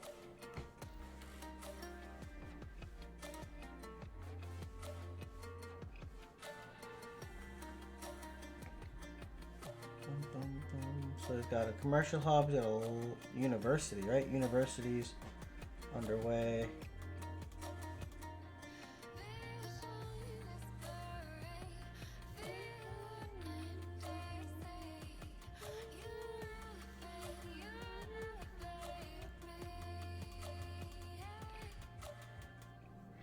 Yeah, the restreams don't get quite as many viewers. But that's okay. I'm providing a service, and that's all that matters. Turn 61, we got Team CC seems to have the stat lead.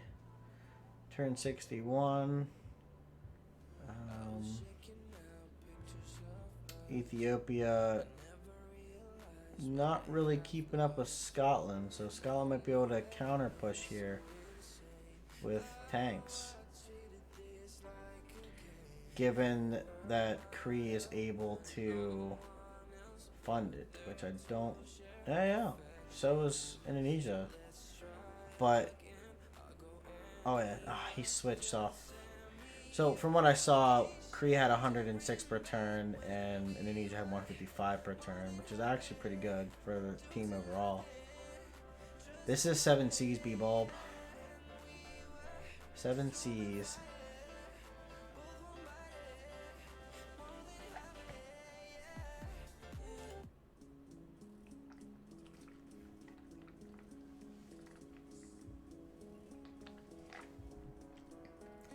Oh, look at that.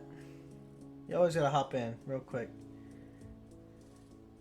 See how they never land in someone's borders? I've never seen them land inside the borders. They're always like right next to it.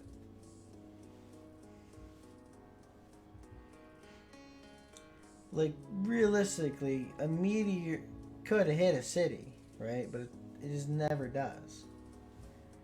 Meteor, right? That's what's already on the ground. It's called a meteorite when it's on the ground, right? Varus are just annoying to play against, and I always guaranteed Gandhi went for Defender of the Faith as well. But he's building Mahabodhi Temple. He's gonna try to deny that from anybody else getting it for Diplo.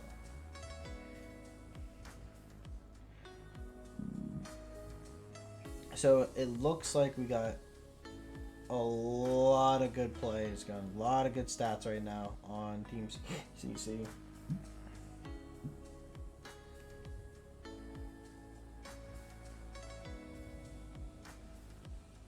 But stats only mean so much. You have to be able to do something with it. What are you going to do with those stats?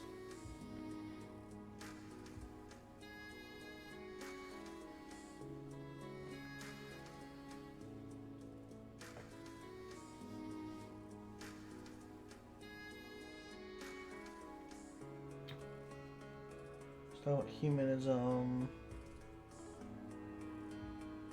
I'm really sad that Canada is not doing well, right? And not doing well in the sense that at turn 62, I think he's even circling and pointing it out too. Canada should have well over 100 culture by now. Canada should be controlling the culture output in this game. He should be boosting everyone on his team. And he's getting outbeat by... And I understand he is all alone. He has to worry about being 3v1. So he has to play in that regard. But still, you want... As Canada, you want to get that culture up really, really high to get to Mounties as quickly as you can with Grandmaster's Chapel. Not only does that give you a good defense, but that also gives you good tourism. Right? Because you get to Mounties, you can get the mobilization, you can get Mountie armies. No one's pushing you to a modern armor. Right? Mountie armies beat a tank. Indo can come up with destroyers. I believe destroyers are the ranged unit, naval unit that can shoot like range 3 or something. Or that battle, no. Is it a battleship or destroyer? I can't remember which one switch. I think it's a destroyer. Or maybe I don't know naval units all that well. I have a lot of the late game stuff I'm not adversed well in. Yeah, no, sorry, but I was trying to think like battleship, destroyer, like are they both ranged or not? You just have to help me out with that. But I think yes, Indonesia could take naval control invasion onto Canada while Kree can apply pressure on land, right? It can be done. But I don't know if you want to put that type of investment into it. You know, is it worth it? Because Canada really isn't doing much for his team right now. So he's not really that big of a threat. So you don't want to like erode yourself and waste resources into dealing with something that's not that big of an issue.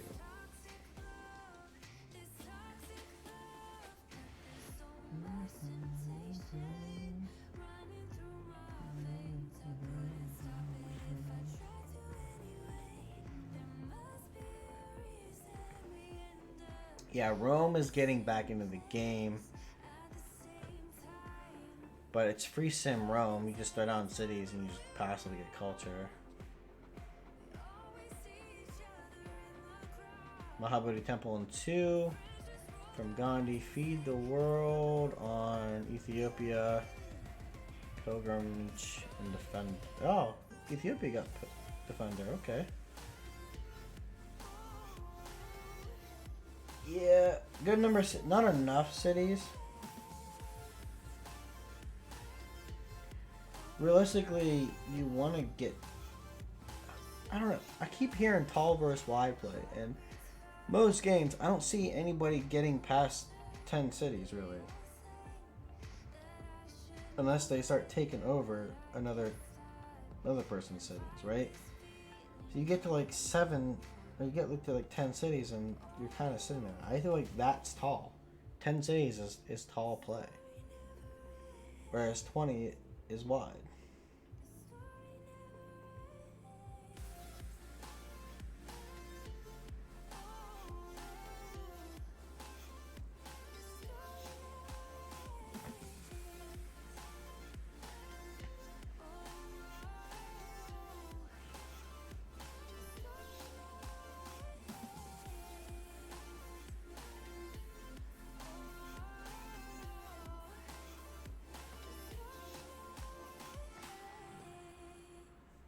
Yeah, I agree. 10 cities is great. If you can get 10 cities, you're doing well.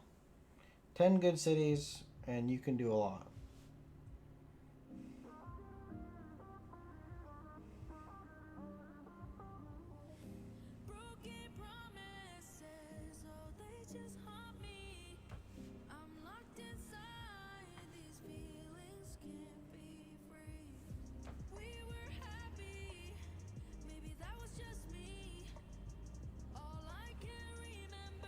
It's really jumping around a lot, trying to cover a lot of different things.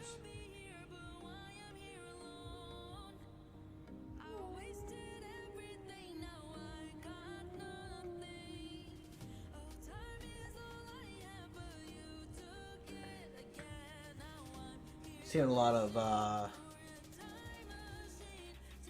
I could have swore it said defender from Ethiopia. Maybe I misread it.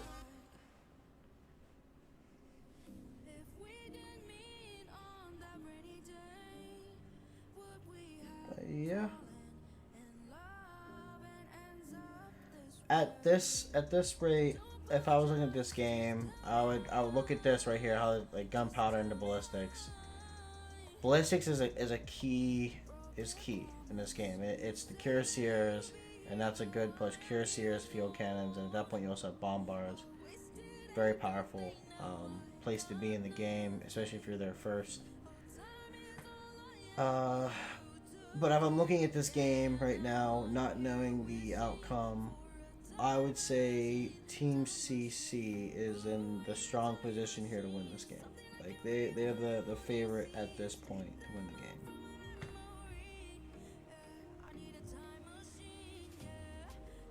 But you never know what can happen, misplays and whatnot. Right? The cuirassiers, the field cannons, Ethiopia should be a little bit scared right now.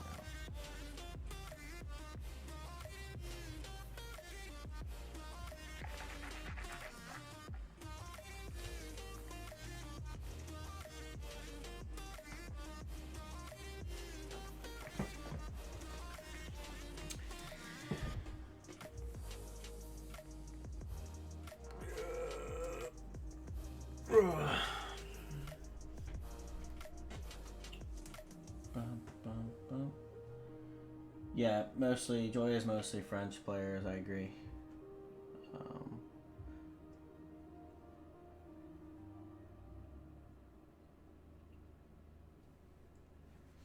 yeah, it's I can't remember who all came from CPL. I know Zoc. I think Ulysses came from CPL.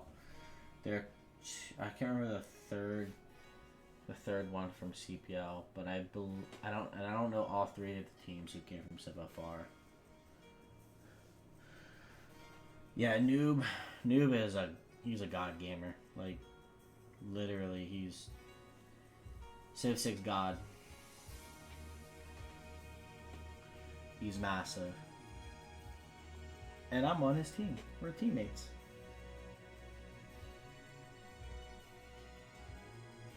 Not a team from US or not a team from us.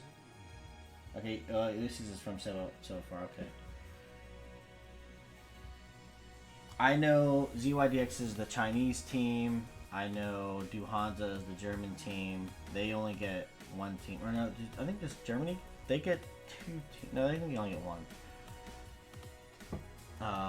BTS is the Brazilian team. I know CPL gets 3, CivFR gets 3. Right? And then you have the Russians get a team, Germany gets a team,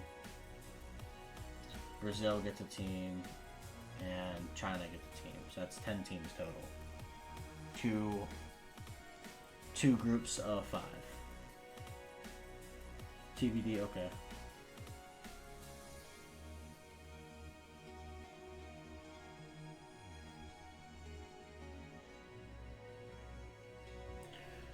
Yeah, Noob, he really just popped, and everyone was like, wow, massively good. I mean, I remember seeing him in the CWC qualifiers for CPL, and I was just like, I never knew he was on that level.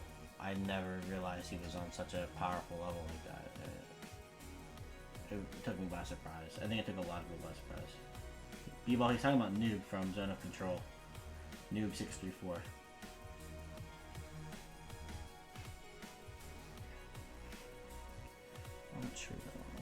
So Rome going up Adana, getting some, going toward the industrialization type buildings.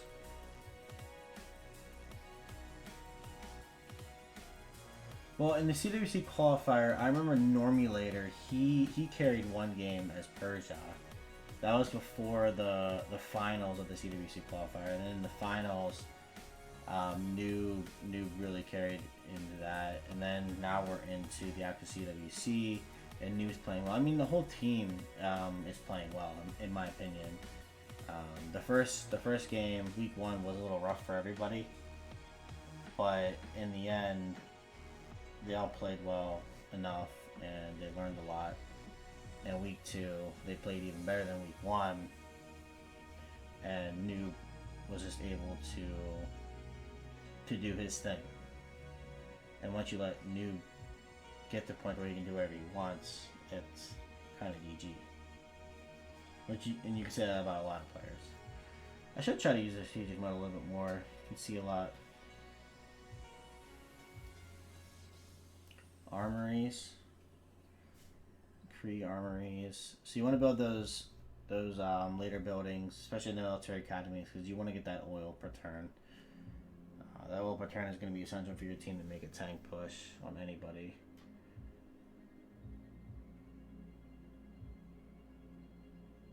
Yeah, they did lose to Joy in the qualifier, and then they dropped down.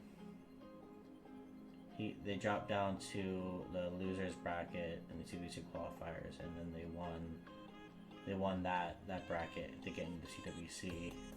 And yeah, Norm played on a Inland Sea map.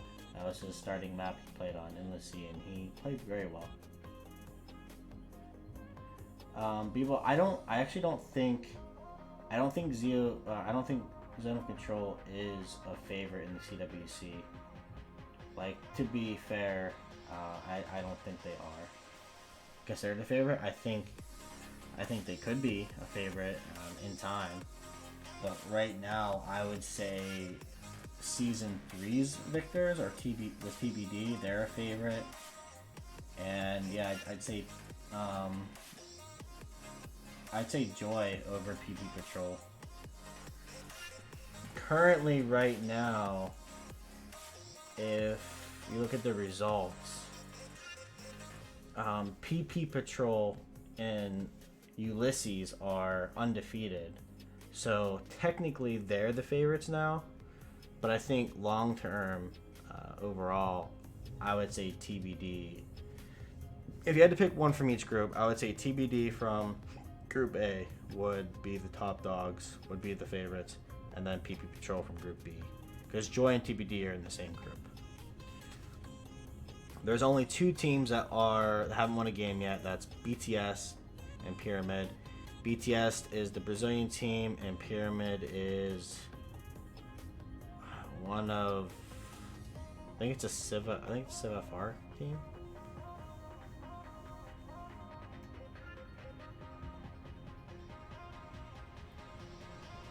Yeah.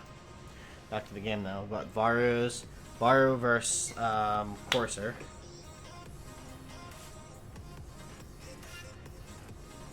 Yeah, I mean, Ulysses is a strong team, right? Like, don't ever count them out. They're super, like, all these teams are strong. Like, they're the best of their communities, and they're playing here. So they're credited. They're very good players. I'm surprised that BTS hasn't won a game, but it's only been 2 weeks. They'll get the opportunity to win this upcoming week, I think. They're a really good team, regardless. They're going to be playing... BTS will be against TBD They'll probably lose that game. Joy versus Ulysses. That'll be a good game. That'll be a really, really close game. Yeah. And then we got CC versus Zone of Control. I think Zone of Control can win that game.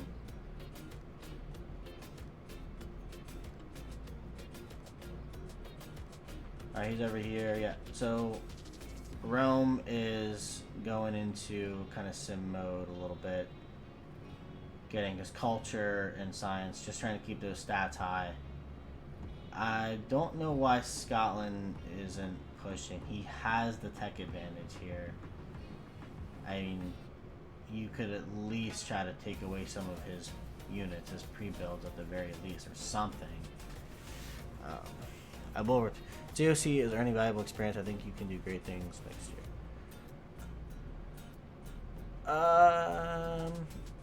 I mean, yeah, they're getting valuable experience, but I think they're going to go far.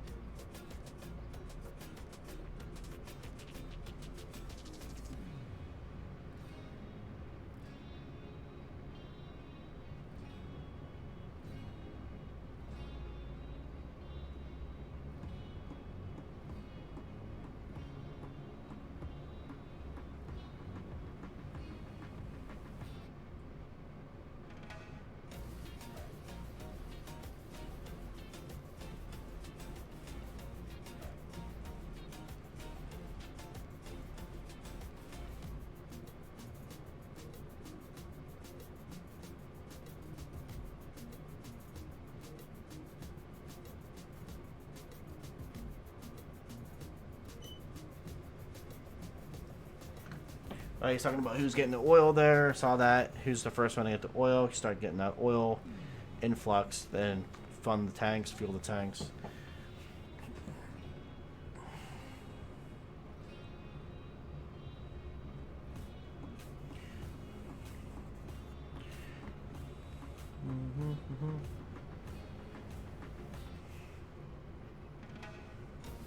I mean, Kree's powerful too. So, like, Kree's large, Rome's large. They're the carries right now.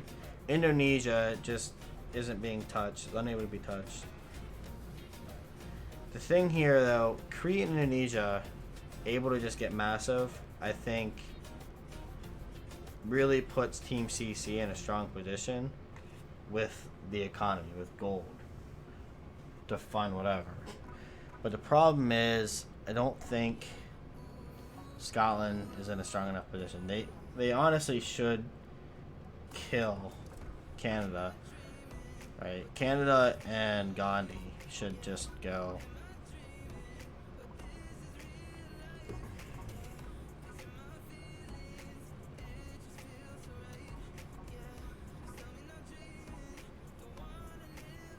I guess not. I don't know the rules around who gets to play or whatnot in CWC. It's not the same as CPL or whatever. Unless you're referring to something specifically.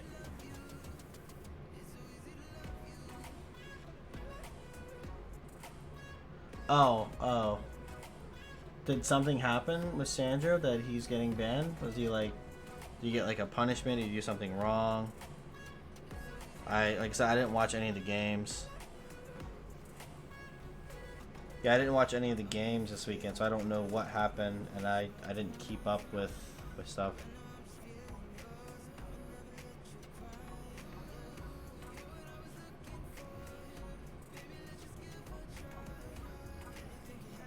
What do you mean by he used the console?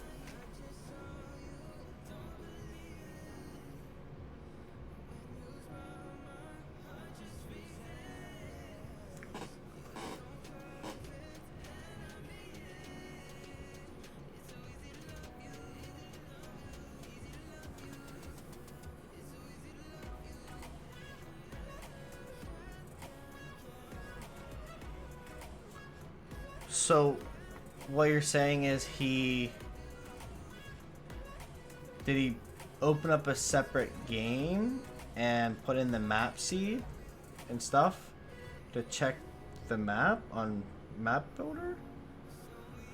Or did he do that?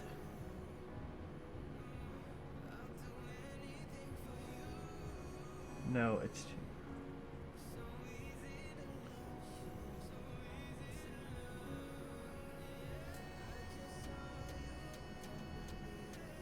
I am unaware. I don't understand what's... It's just something I've never seen or used, I guess. So he paused the game, and there's an option in game on that pause screen to do something with the map.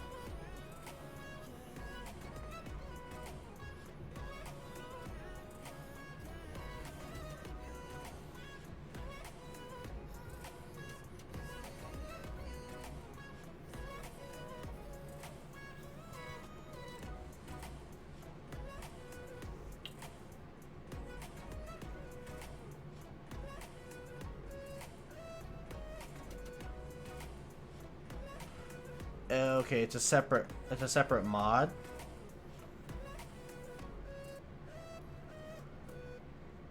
I'm completely lost on this. Completely lost on this whole thing. Someone will have to like go into more detail and show me exactly what they're talking about.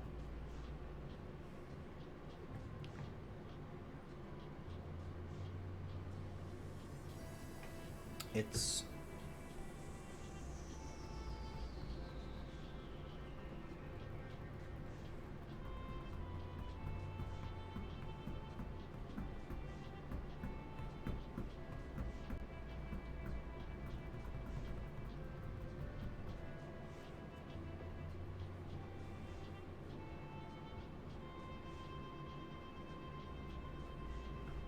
So we got Persia putting pressure on to Gandhi. Persia...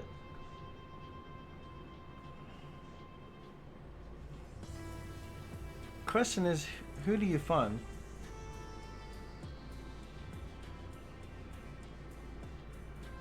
Oh. So there's... Okay, so he edited files to use something that's built in the game. Okay.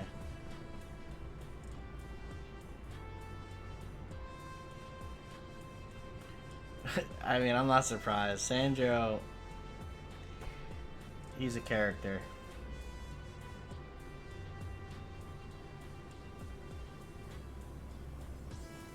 Of course he would do that while he's streaming. Wow.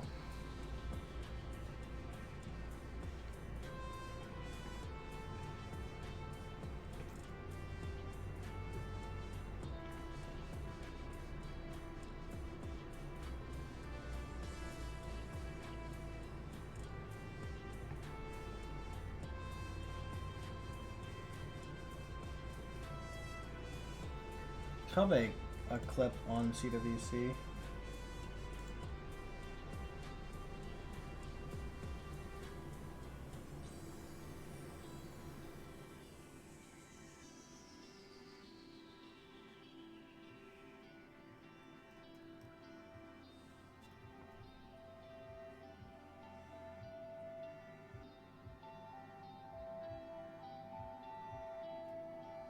Alright, I can actually read. Alright. I can actually read from CWC. Okay, so it's debug mode time. Debug mode.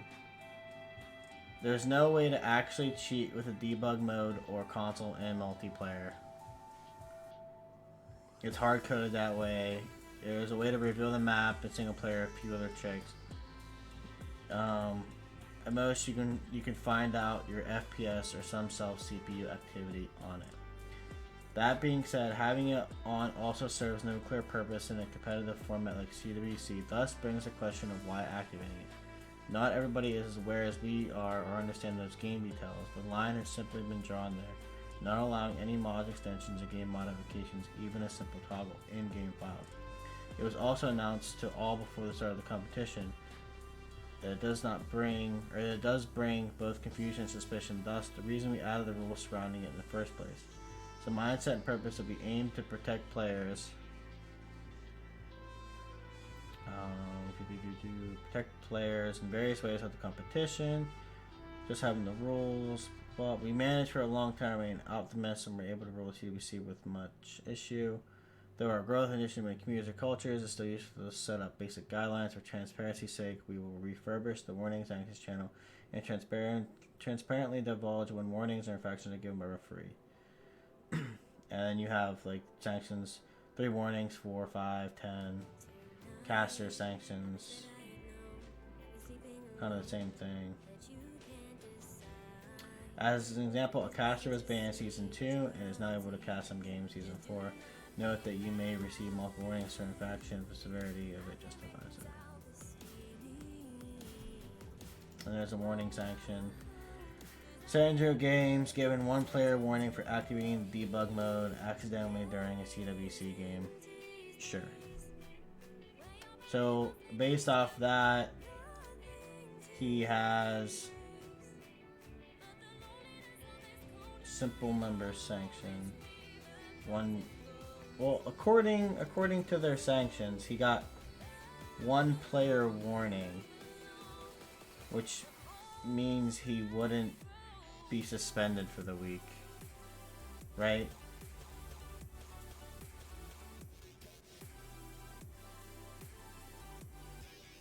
He got 1 player warning. That means nothing. He has to get 3 to even be suspended.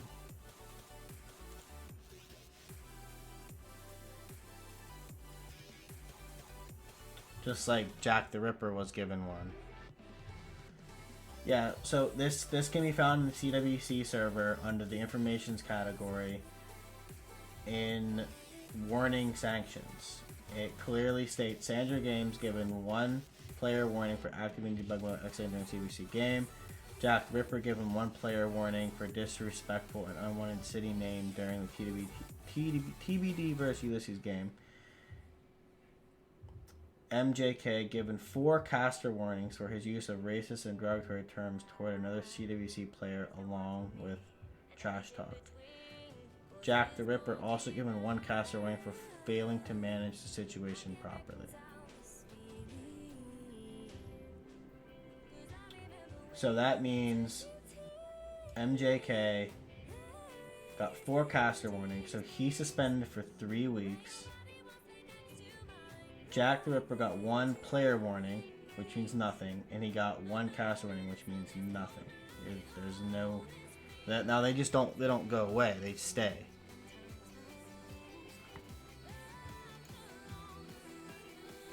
CC got 2 warnings for giving week 1 for being late, not being able. I don't know how the team ones work, right?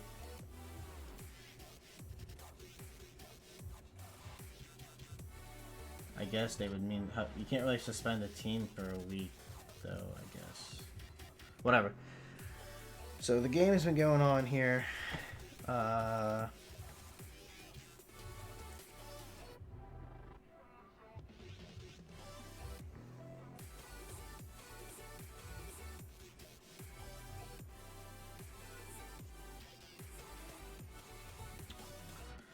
Yeah, Team CC here is really in a strong position though in this game.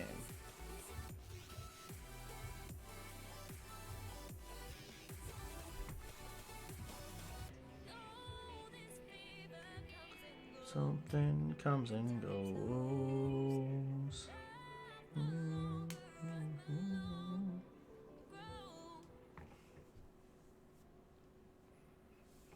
He's running encampment projects to get a general. So the thing is, Ethiopia got his science to match, right? So at this rate, they're both gonna have tank on tank action, and they're both on pace to get mobilization around the same time. I guess you're really going toward fact. Yes, MJK was suspended as a caster. So I'm not sure if he's on a team. I think he is on a team.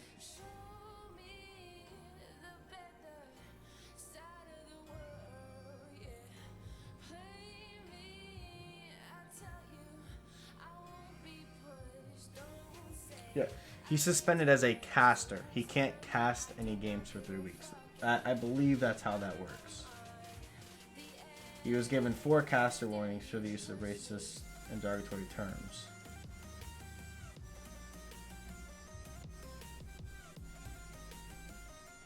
I would assume since they have them separated, right, you would, because like, I mean, I'm not going to play any game anyway, realistically. So if I got a caster sanction, a caster warning, it would affect me casting, not me playing. But maybe that's not quite how it works. Maybe they're saying, hey, you're just not allowed to play or cast for 3 weeks. That's something you would need to ask an organizer or referee. But at the very least, I can say that he is not allowed to cast for 3 weeks. At the very least.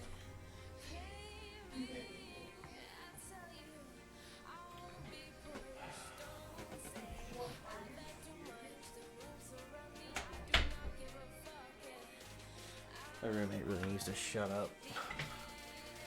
He's very annoying lately. You won't watch this, so it doesn't matter. Say it. Alright. Spies. Spies got my 2 little Tiver. Amber doubled. And. Ooh. Indonesia this time got the 2 victory points. Last time it was Rome. Crusade is Cullen. You said Crusade in Cullen, but you can also say Crusade is calling. Like Crusade's calling. I'm gonna play on words.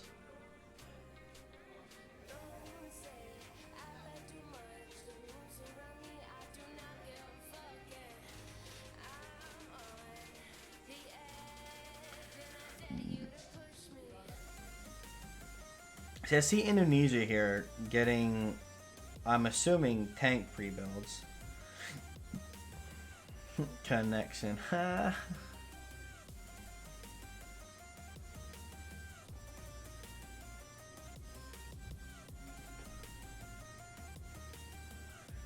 don't really know how that affects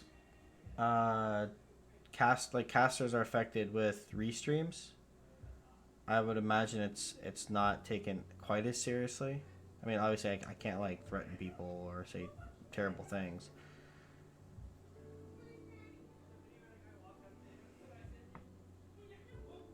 And to be fair, I really don't care to do the this is my first time doing a restream. I'm enjoying it because I just like talking about the game and talking with everybody else and just covering it. But I do prefer the live. I prefer having control. Realistically, I would much rather. I would much rather do like a co-stream, which is categorized as me watching someone else's stream live.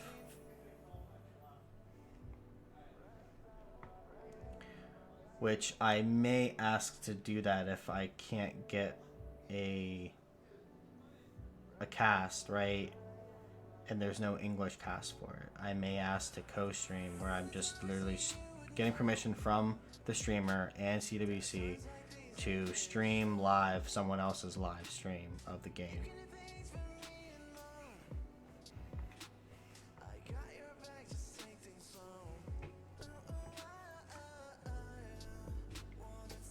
Yeah, there's tons of gold on Joy.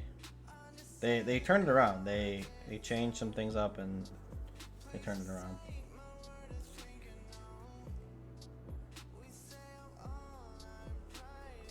All I'm doing is fighting your friends on the road. I think the asterisk means they used Remaps.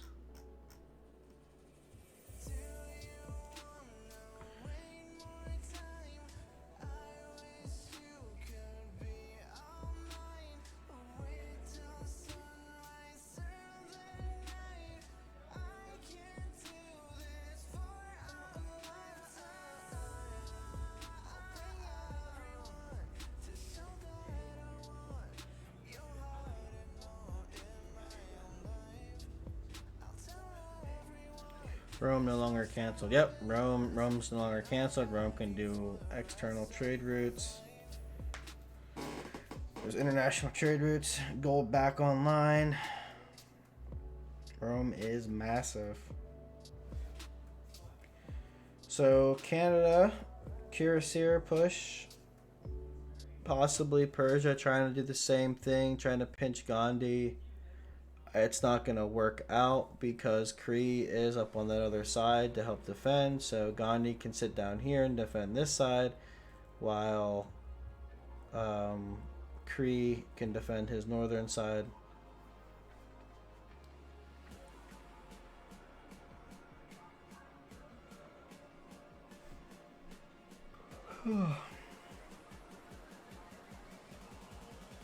No. That's just a streamer or caster.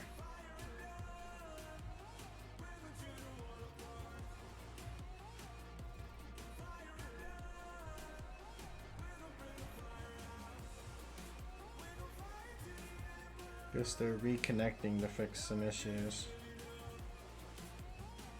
Guess we'll speed that up here until they're all reconnected and the game gets back.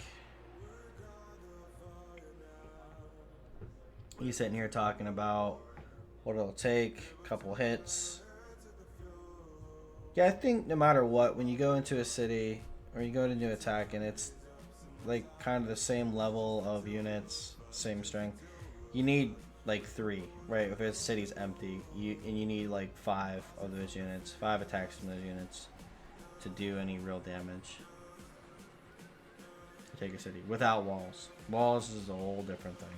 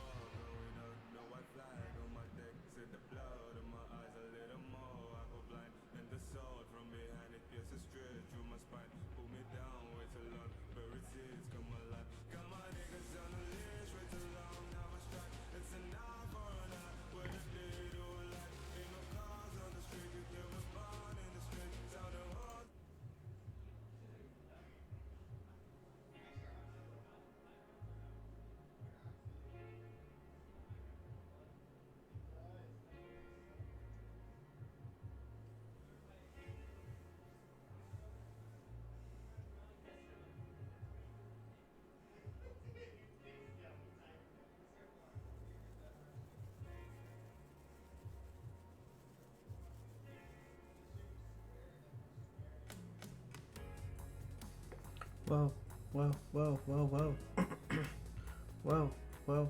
Whoa.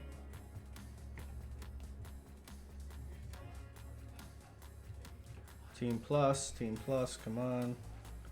Let's do the countdown. Let's go do the count. Count. Down, do the count. Lumber mills. Oh, everywhere. Lumber mills. One of the best changes Praxis has ever did was a lot of lumber mills on Rainforest.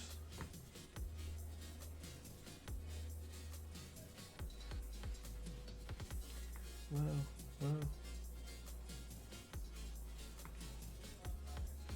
Yeah, we just speed. There's a lot of time left in this game. We're only halfway through it.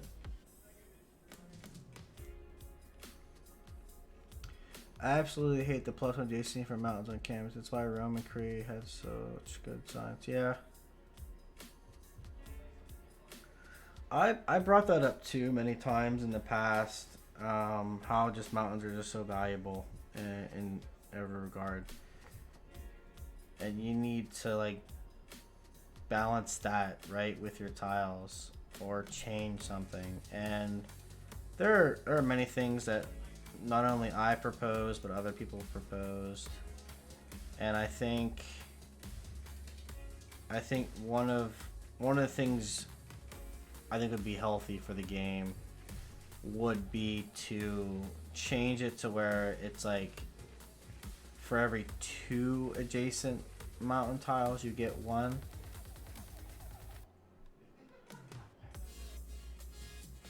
Right, that would be a significant nerf. Right, you would need 4 mountain tiles to get a +2.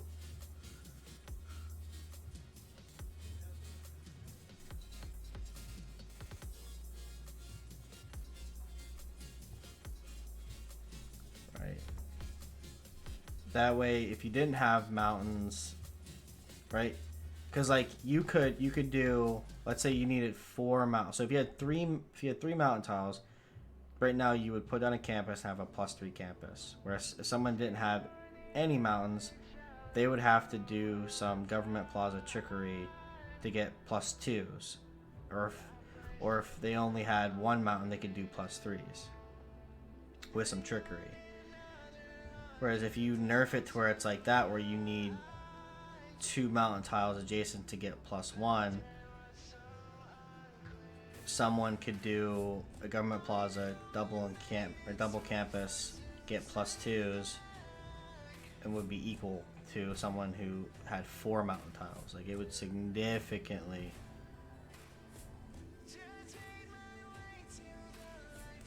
Yeah.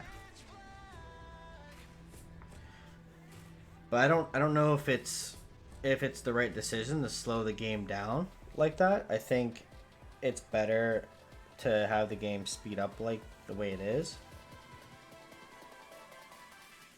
So maybe buffing something else. I don't.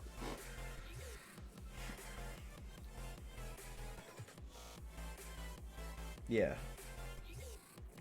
I mean, your only options really are to nerf the adjacencies of mountains, or set a minimum amount of mountain tiles,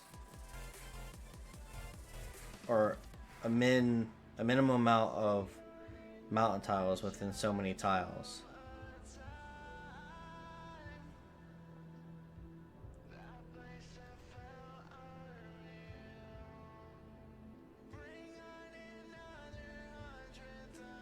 Like everyone, you could put like a BBS thing could be like everyone gets 3 mountain tiles within 10 tiles of their city, like in terraform if it has to.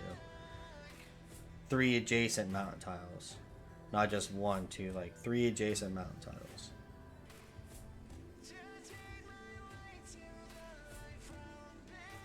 But I think just changing the adjacencies to where maybe you don't need to do it where it's like, no, you'd have to plus, yeah, two mountain tiles to get one adjacency.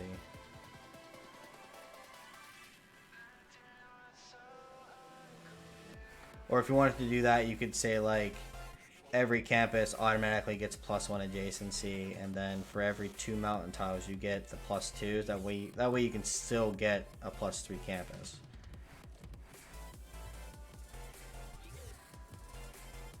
I don't think you can. You can't really stop mountains. Like mountains, they're more important than just for science. Like they give appeal and everything.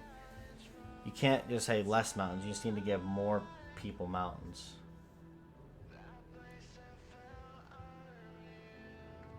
True. That also the chains of mountains that comes with the standard version, right? Right, you can see in this game that you don't have those long chains. At least I haven't seen any. You kind of get like short clumps here and there, and that was the original base game. right? The class, it's classic now. At least in MPH, it's classic. Because right now the base game, it does it based off of continent split, and it just gives you basically mountains on an entire continent split. And that's just, yeah. In some places that makes sense, like India, the Himalayas, that kind of makes sense. But at the same time, that continent split didn't create the mountains, right?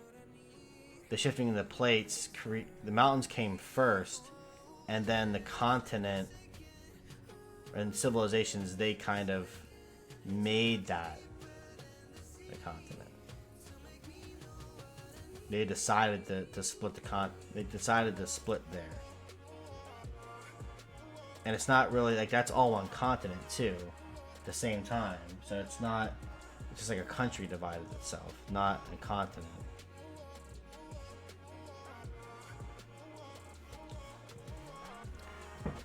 So that's one of the reasons why I prefer to play on the classic mountain range, because one, it leaves more gaps, and two, you don't get these ridiculously long mountain chains.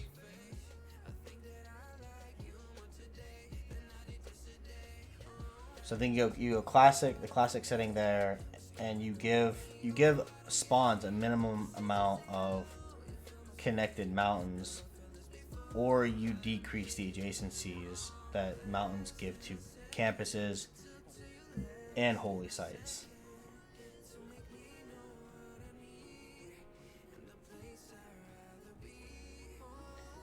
And not only would that would also nerf faith-based civs too.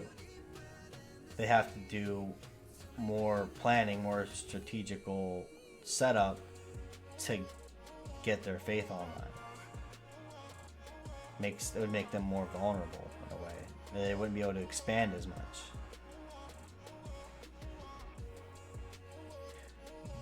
But the problem with that is it's not going to get changed, because the players, they want to have those higher stats. They want to progress the game a lot quicker, and they're not going to support those changes. And therefore, the developers of BBG or BBS are not going to put the time and effort into doing that, because it slows the game down. But I think it would be a healthier decision. +2 adjacency, or +1 adjacency for every 2. That's very common across the board in this game. You need +1 adjacency for every 2 districts. Like, mountains should be the same. That way you can either do mountains or you can do district adjacencies and be on the same level. You're not just spawn dependent. You're taking advantage of your spawn and you're utilizing it. But at the same time, if you don't have that in your spawn, you can still get the same. It's still more fair and balanced. But that's just me. A lot of my ideas kind of just get swept under the rug. People kind of overlook them. I try not to give ridiculously stupid requests or suggestions, but at the same time, sometimes I go a little overboard because, well, people like to dial it back. Like, oh, it's kind of like negotiations. But I agree, Beeble. I agree with you. Mountains are ridiculous. And they are game deciding. I made this point a lot. I even made the point with Sweden back. Like, she needs those adjacencies. Like, a lot of civs that play this game, you need mountain adjacencies. You need to keep up in science and culture, right? You build wonders. You can build wonders to get your culture adjacencies, your theater square adjacencies, right? But you can't. What can you build to give you campus adjacencies? More districts, and it takes 2 districts to get 1 adjacency. And yeah, I guess they are pinching Gandhi like I thought. I thought Kree would be able to defend the northern border, but it looks like he didn't prepare any units for an invasion. And Gandhi is just now working on getting a cuirassier and some field cannons, but he's already lost 2 cities. He's probably gonna lose a 3rd city further down. But this, what's his science at 71? He's pretty far. He's pretty, yeah. If he just got that, he's pretty far away from steel. Looks like he raised a city. He raised the city, so that kind of kills your attack. Right, you raise the cities because you don't want someone to come back through and liberate them for Diplo favor. But at the same time, if you raise the cities, then you're kind of killing your push.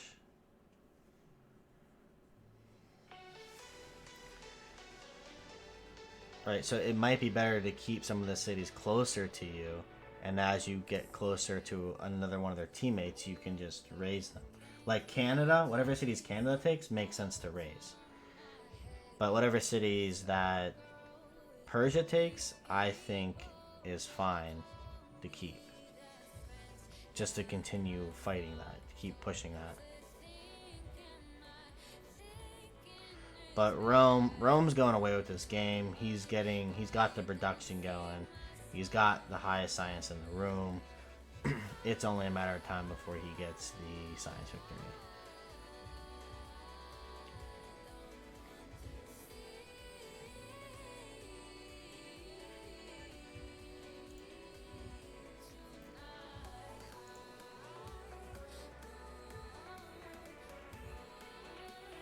So, but at this point, I think Sandro can play. He didn't get a suspension. Alright, B-Ball, thank you so much for stopping in, saying hello, watching the game. Sleep tight, man.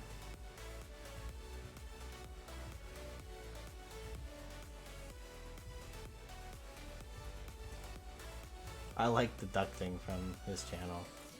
It's really cool. I kind of want something like that. I kind of want the same thing.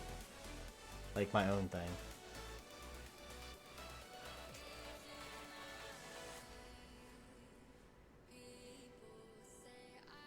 Something cute.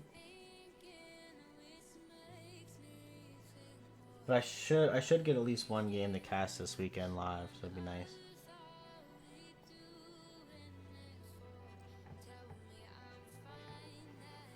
Alright, he's looking at who's got what. See that? I don't like having the chat box over that. So it looks like Joy has good control of city-states as well. And I think good city-state control will help win you games. Oh, they're relobbying, so let's speed this up. Speed it up to double the speed. Get through all that.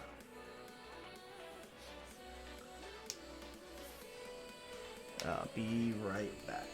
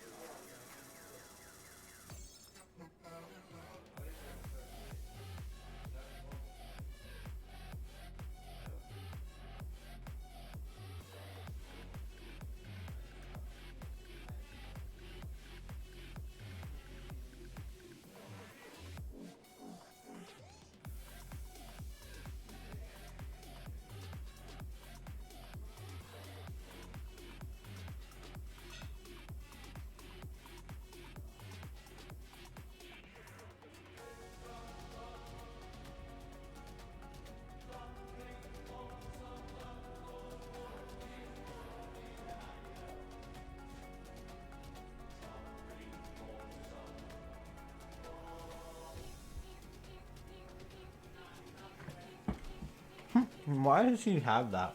He pulls that up all the time.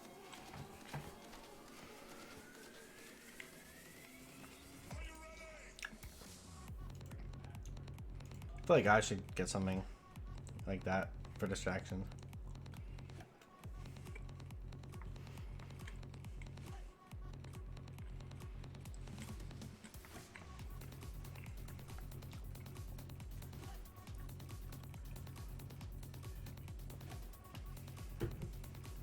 Weebs.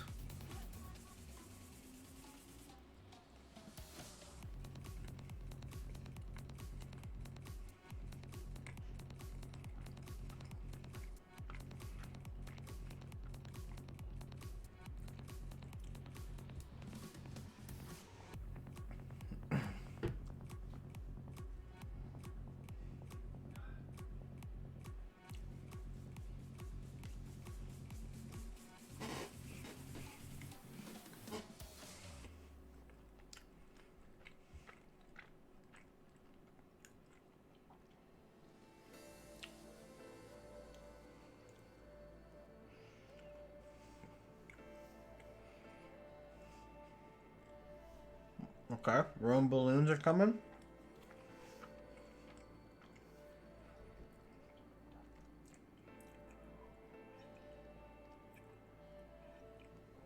I think Persia's super late with this push, and that the timing is just off.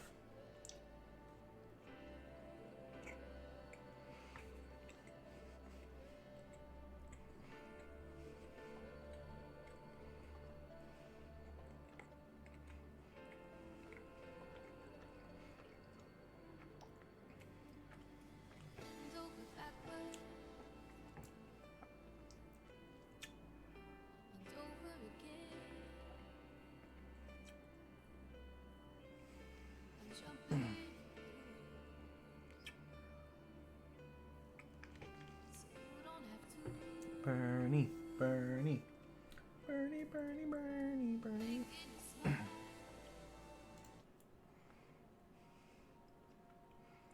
The hockey rinks going up.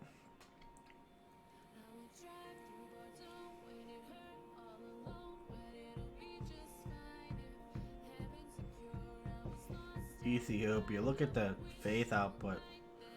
The amount of faith Ethiopia Grandmaster's Chapel would be nice.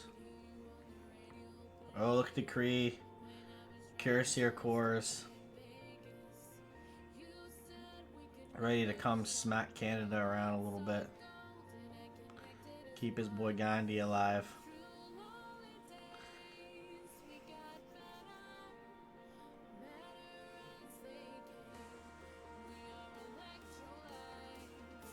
Dun, dun, dun.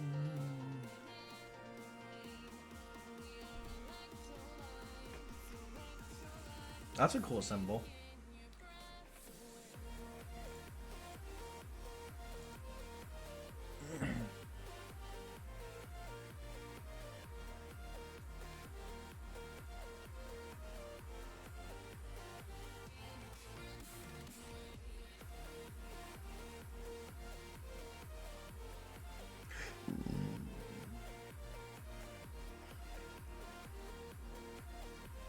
Whoa, whoa, whoa, whoa, whoa, whoa, whoa.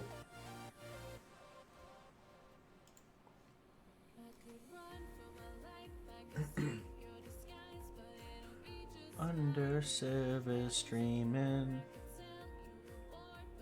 FFA. What a loser again.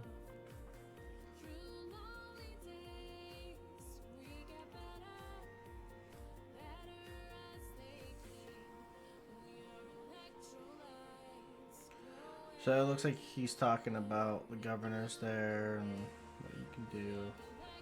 Military academy is going up as well. We gotta get that oil for tanks.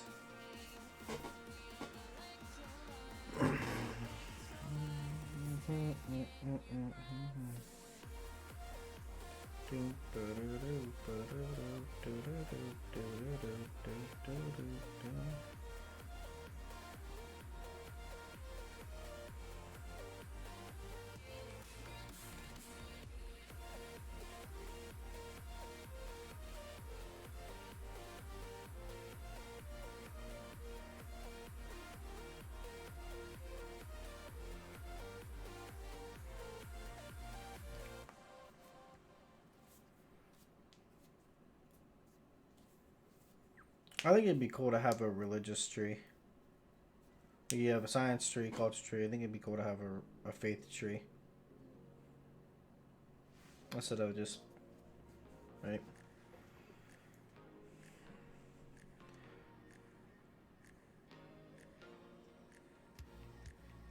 Realistic, I think if it's a victory condition, I just feel like it should have a tree of some sort. And I guess domination would be the exemption of that. Like you just need to just win. And diplomatic would be exempt from that as well. So like culture victory, science victory, religious victory, you have domination and diplomatic. So I think faith, culture, and science should all have trees that you need to progress down. But I think the religious tree should be different than the science and culture trees, right? And in a sense that you use faith to purchase your way down the tree. That would be cool.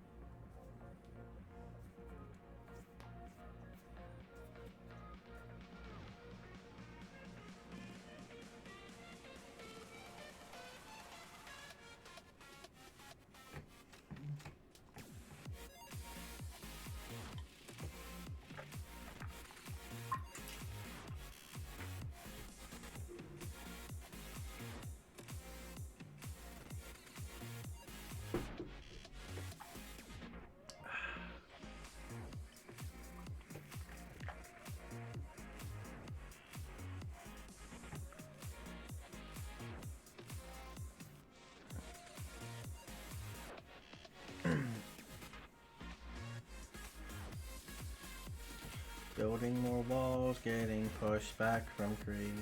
Canada push doesn't happen for free. Rome coming around with some balloons.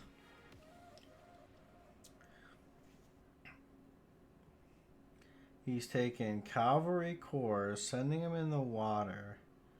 Is he gonna try to go around and attack from the other side? Or attack Cree from the opposite side? I mean, they're pretty much at steel at this point, so you're not really gonna be able to do much unless you have those siege units.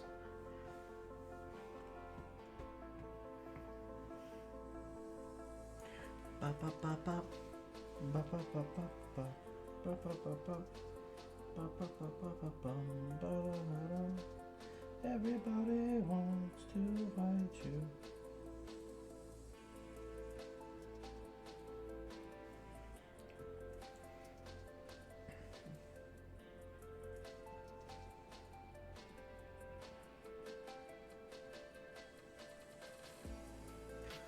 Whoa, whoa, oh, oh, oh, whoa, oh, oh, oh, oh, oh, oh, oh, oh.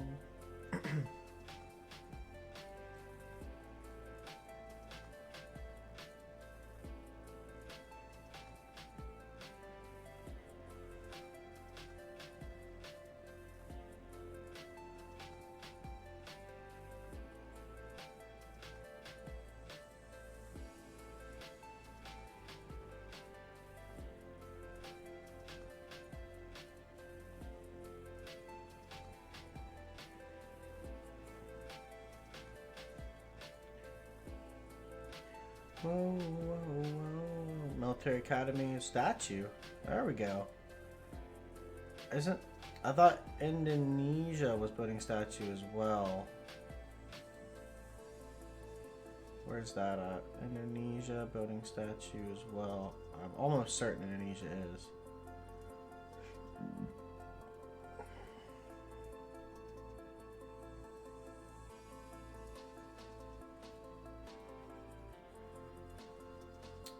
Well, well, well.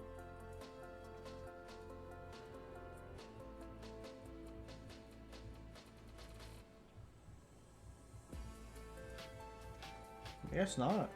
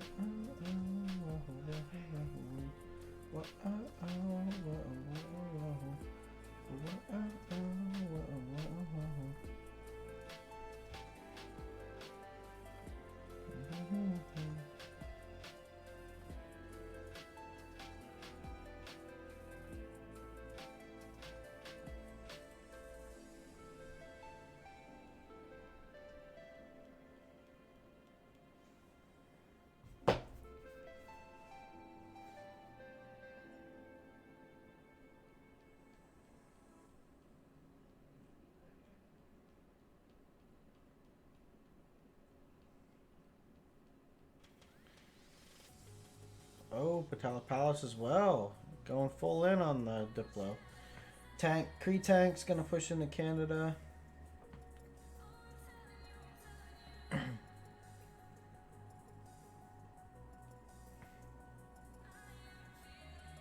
Maybe Sandro comes up there as well.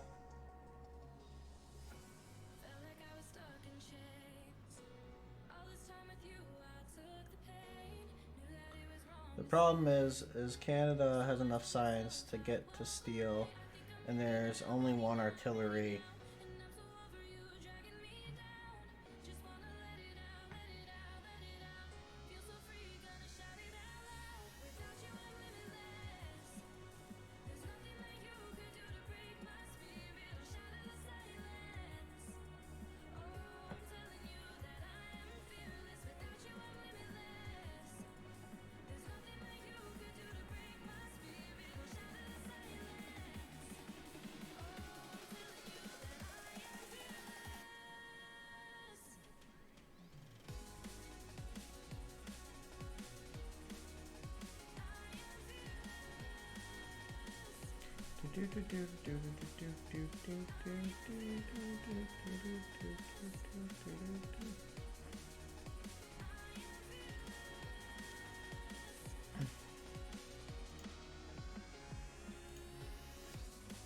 Probably should have did this earlier, but we'll do it now.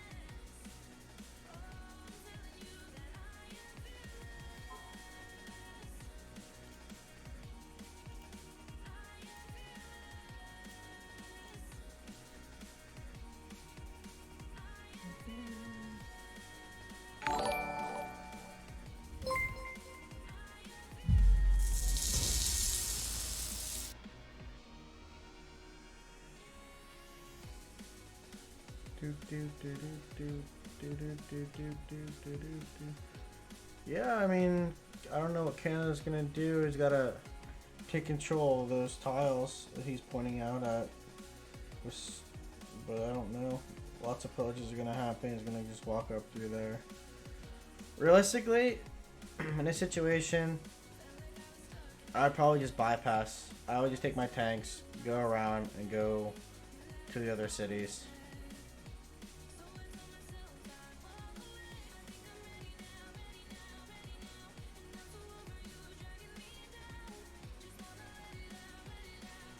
Get on here, surround the city lake. I'm gonna surround it and take it, pillage everything, and just move up. Just keep pillaging.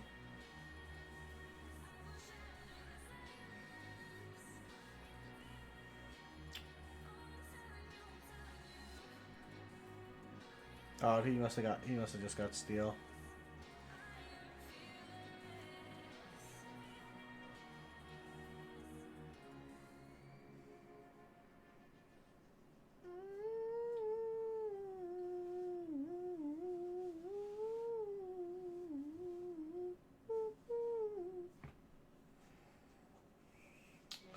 Big Rome. 3-cent Rome just going to town. Cry on my shoulder. Cry on my shoulder.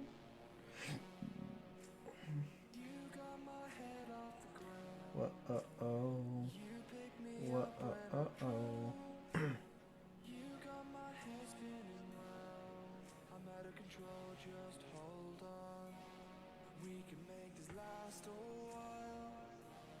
You keep acting like a child. So we can do this one more time. Then I'm not gonna do this anymore. Cry on my shoulder and make me feel like I'm the one. So go and cry on my shoulder, so you can find someone but me to hold you. You should say our last goodbye. Einstein is up.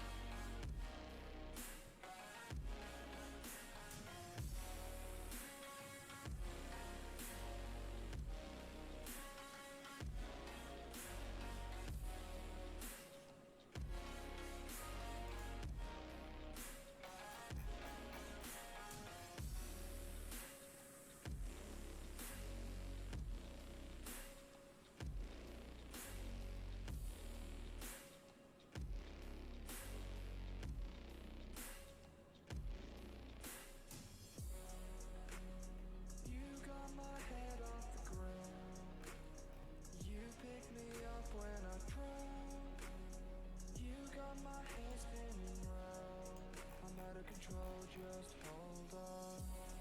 We can make this last a while. But you keep acting like a child.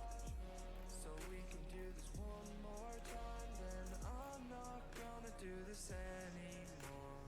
Cry on my shoulder and make me feel like I'm the one. So go and cry on my shoulder, so you can find someone but me to hold you.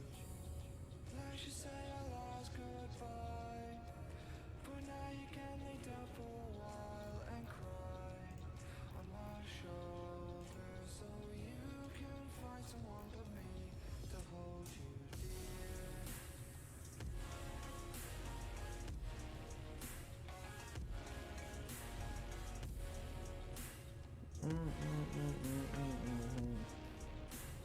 Yeah. The Mounties out. Gotta get some national parks up. That way you get some combat strength.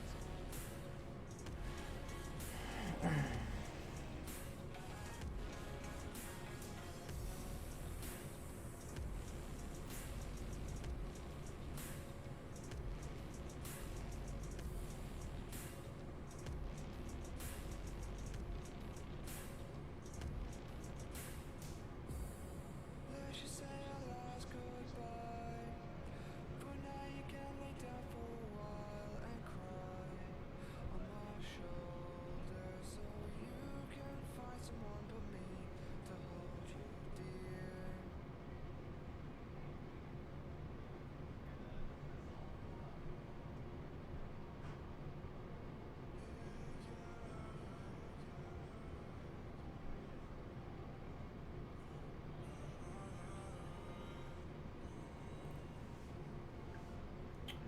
Do do do do do do do do do. Battleships shooting down all the guys all around. Do do do do do do do do.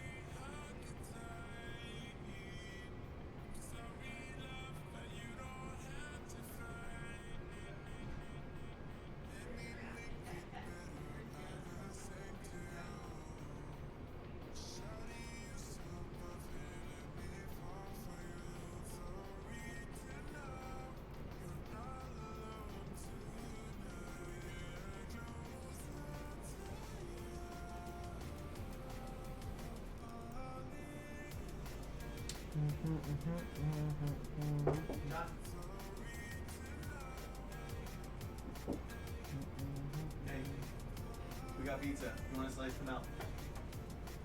There's enough for everybody. So come out and get the pizza. I want pizza. What does I fucking tell you?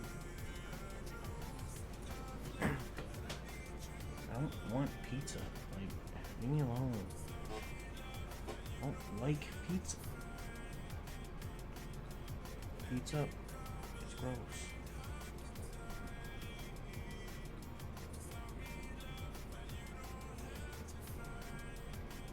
Oh wow, look at that. That combined push onto Canada, Indonesia, and Cree.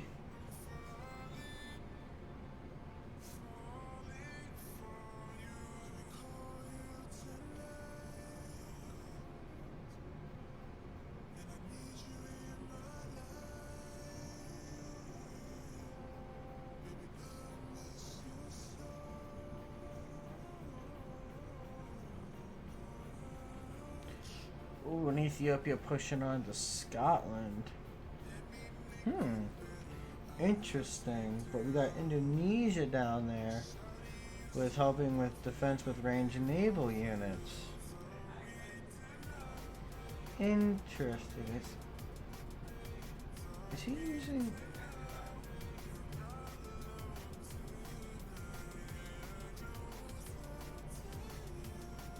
Yep, national park there. That gives some combat strength to these Mounties, but at the end of the day, ugh.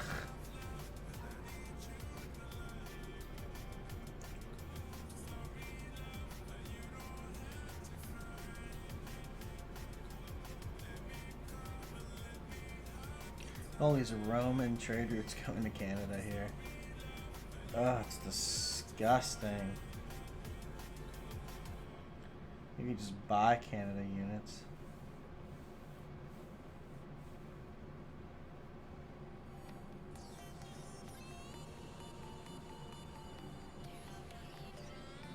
You have no siege and nothing to take care of the walls right now. You have one artillery.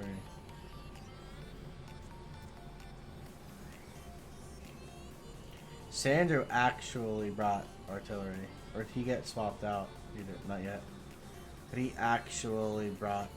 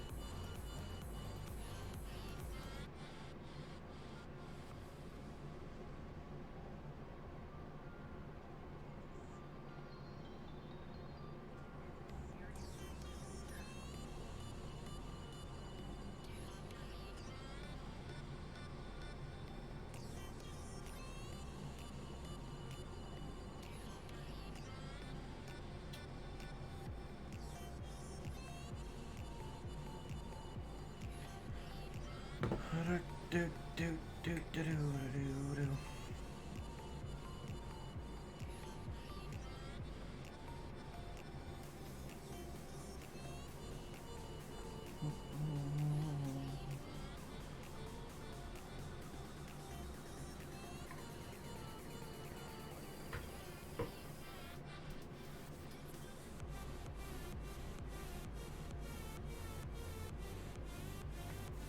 Just building them free national parks, I see.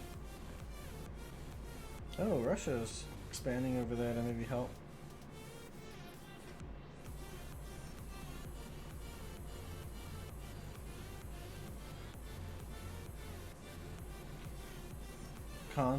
Canada's got Kabul.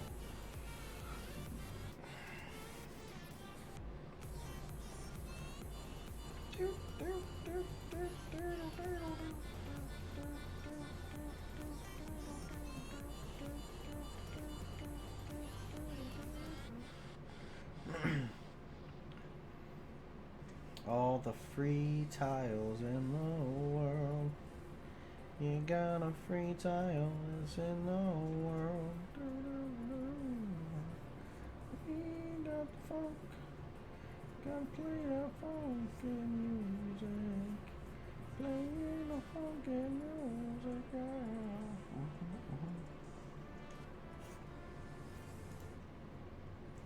Love what you want. Love what you want.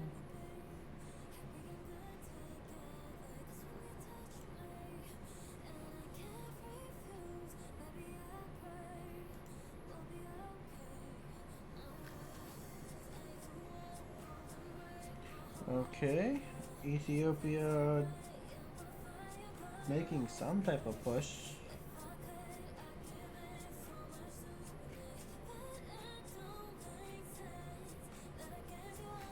Then we got Rome coming over as well.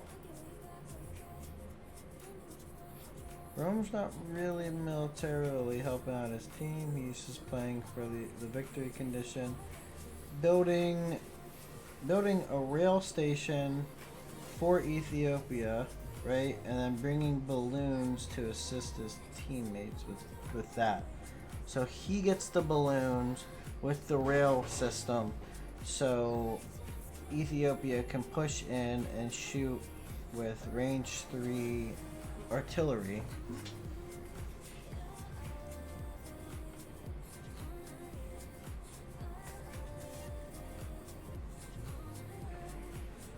Well, water, you got some water, all the water. Whoa, you got your water in the water.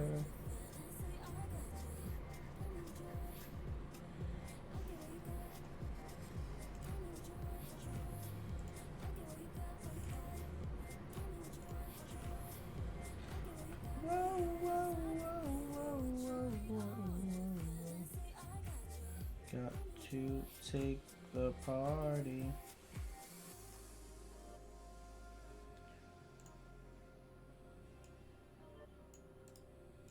See if I can grab some people from CPO here with another shameless plug in the general chat.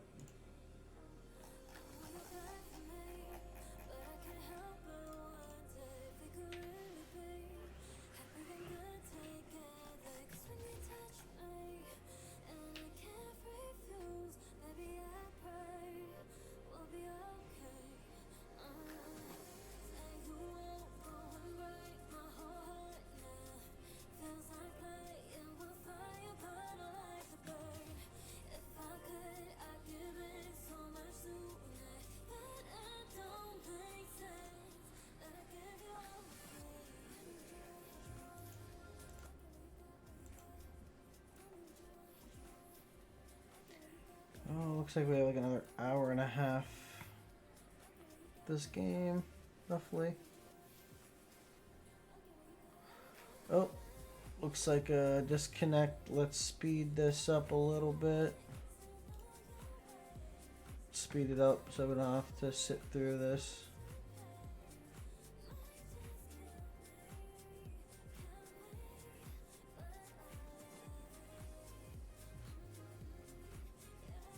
Yeah, FM got multiple fronts here on Canada. It's kind of rough.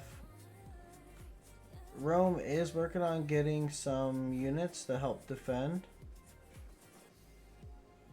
and or push into Scotland. But he is really building up the rail system for him and whatnot, just kind of like supporting the team as well in that regard. They took down Vancouver. Yeah, Canada is going down. I don't know if they'll completely remove Canada from the game, but I'd imagine if they did, that's whenever they would CC, they would concede the game. But I don't believe that they would at this point. Rome is in such a powerhouse position that Rome's carrying them to the victory.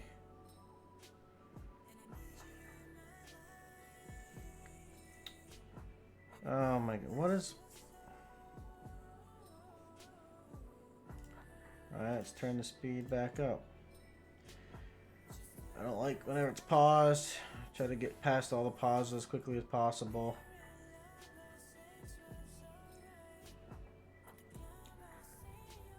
Yeah, I don't know how this is going to play out. Canada is getting wrecked right now. 2v1.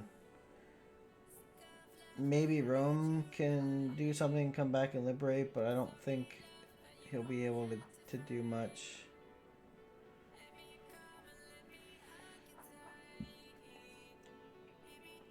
You have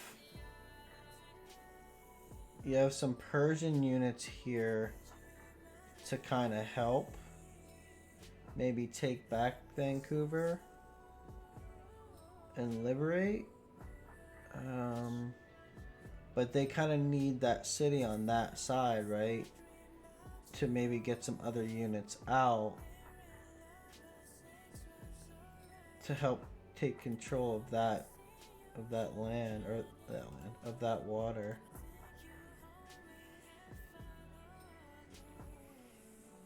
Yeah, they can't kill Canada anyway. The safety settler is already out.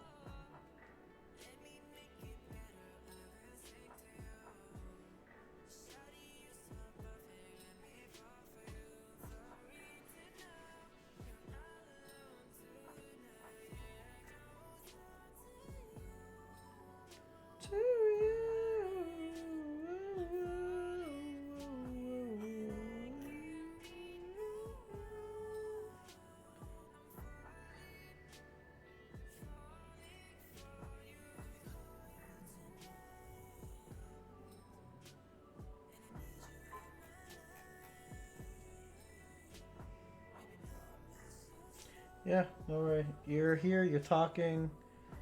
I like to support my chatters as much as I can. It's hard to keep people in here and talking, so at least I can do is incentivize that. It helps me out a lot with streaming and casting when people talk to me. I appreciate that significantly.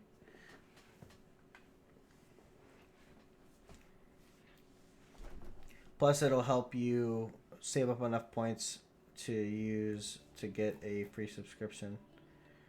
All you need is 35,000 points, and it'll get you. You pull that in, and you can get yourself a tier 1 subscription, and I'll do it on the spot. No one did the first to claim.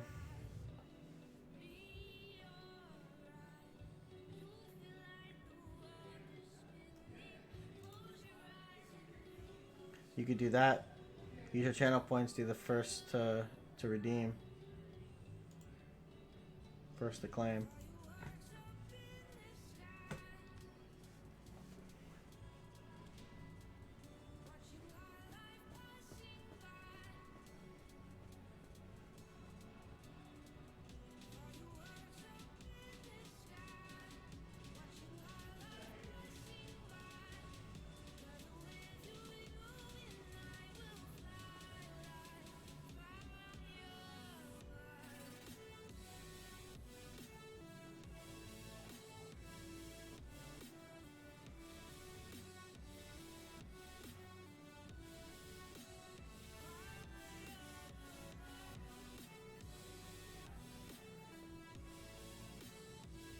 Oh, calling down.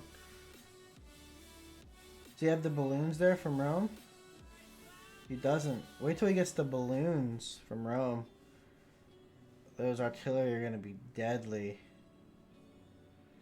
This is ridiculous. Artillery should not be able to just... I mean, for the cities, yes. They should be able to just melt down. But they shouldn't be able to do damage to units like that.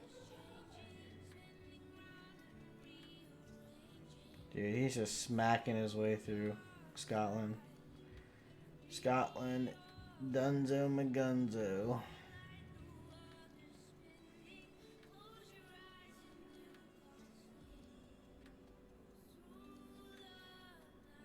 Why is he going with cavalry units? He's building more cavalry. I don't understand. Tanks are better. They're stronger. Huh. Oh, Canada is just going down.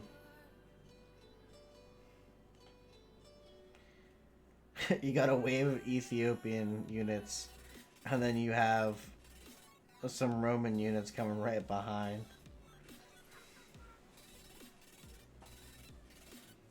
With a rail system.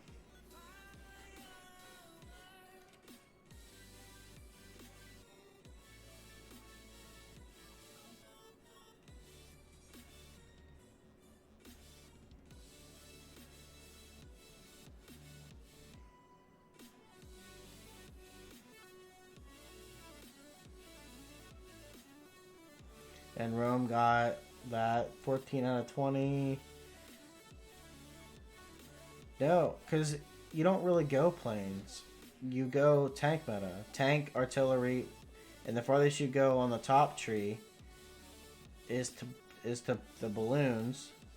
So you can have range 3 artillery, which that's a level 5 promotion for artillery, has the +3. So you just go top tree, get a couple balloons, and they benefit your teammates as well, their units. So you basically have level 5 artillery that can just shoot over mountains. It's so oppressive.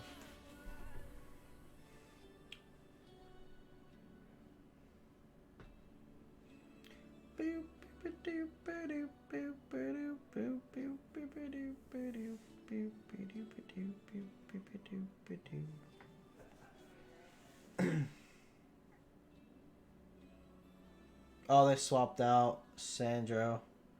I missed that.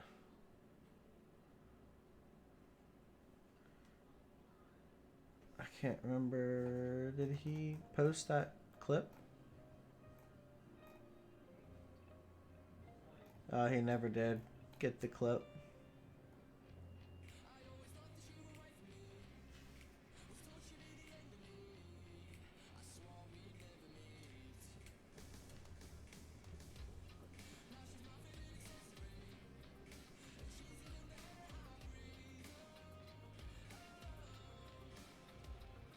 That's the safety settler.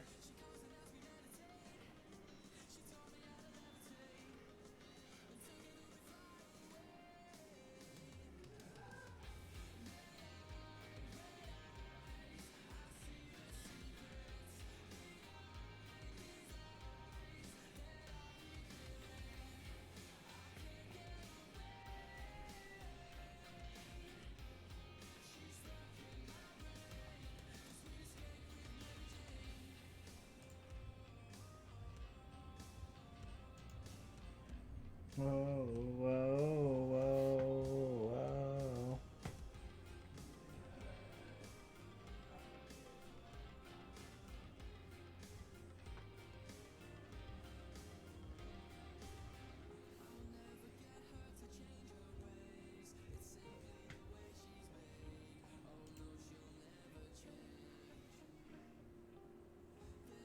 Yep.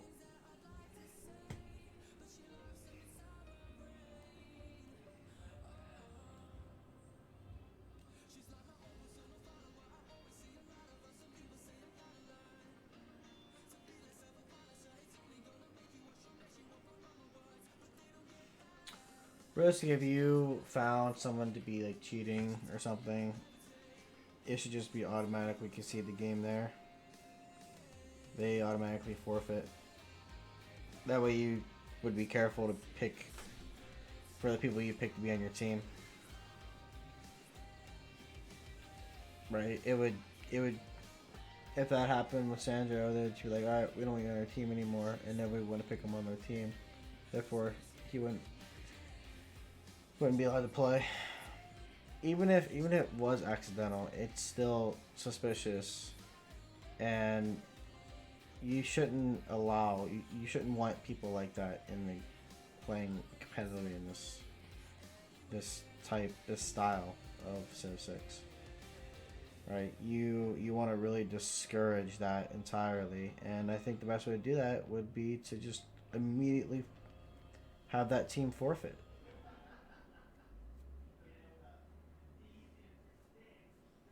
And that would discourage teams to pick up people who have cheated in any way. You'd be like, I don't want to risk that. I don't want to risk this person playing or have this person on my team. Persia's got a... Wow. He's ready to come in. He's ready to hit Kree.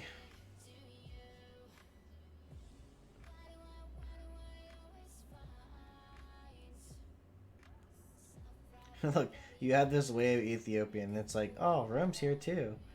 He's coming in from behind. He's gonna clean up.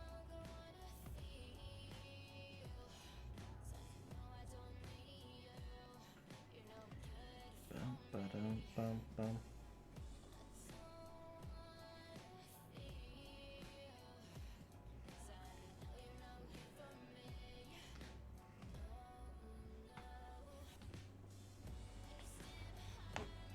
Oh, my neck.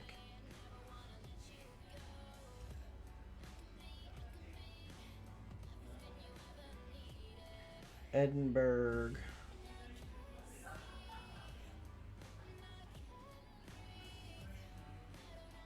Oh, look, Rome here for the defense.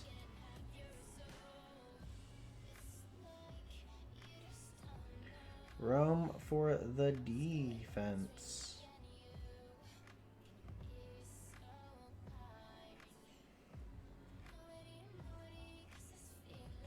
Persia ready to push into Gandhi. Let's go. Let's see it. Oh, he's got to fight a ton of Kree units. Not happening.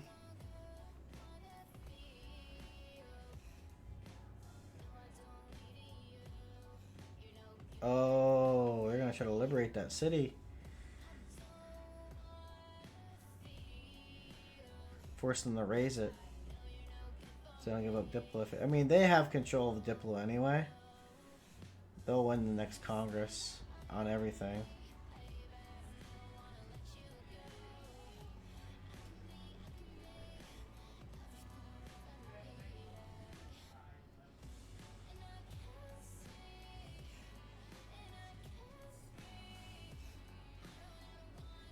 The rail system. Kree's gonna push Persia.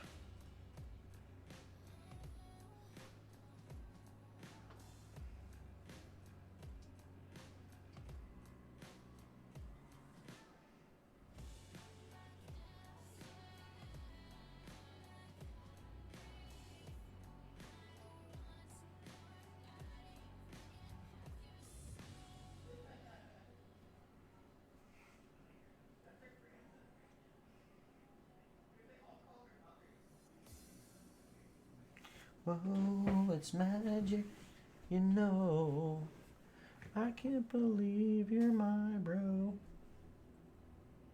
Don't you wanna know?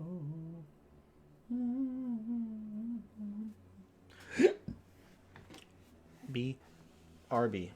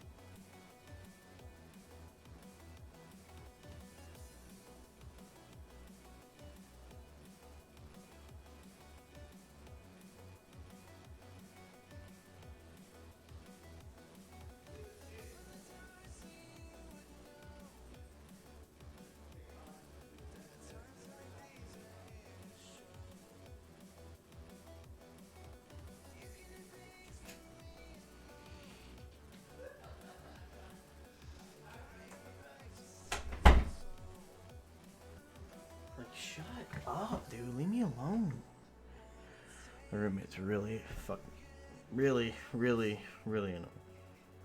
Alright, let's see.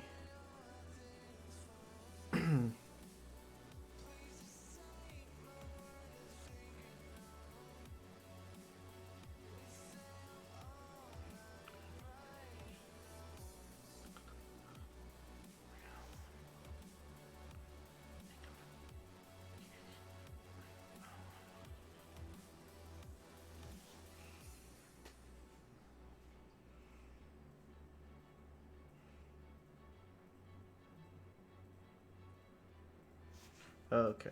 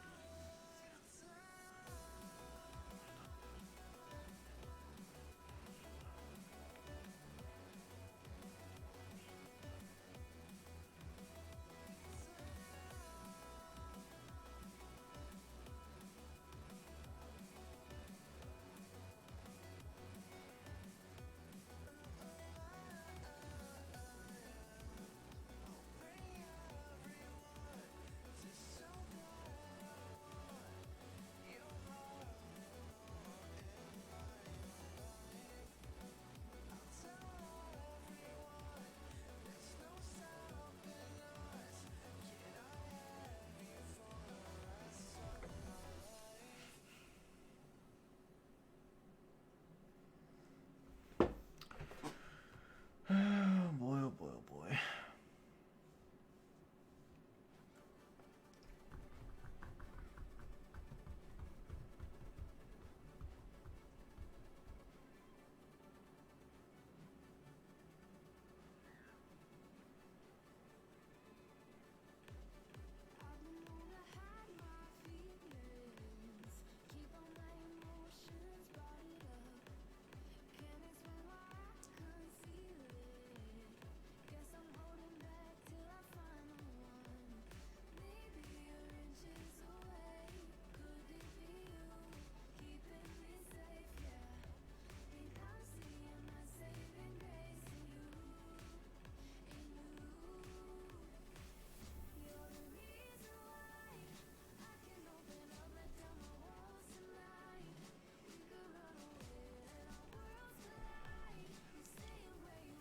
Look how big Rome is. Look how big Ethiopia is. Look how big Indonesia is.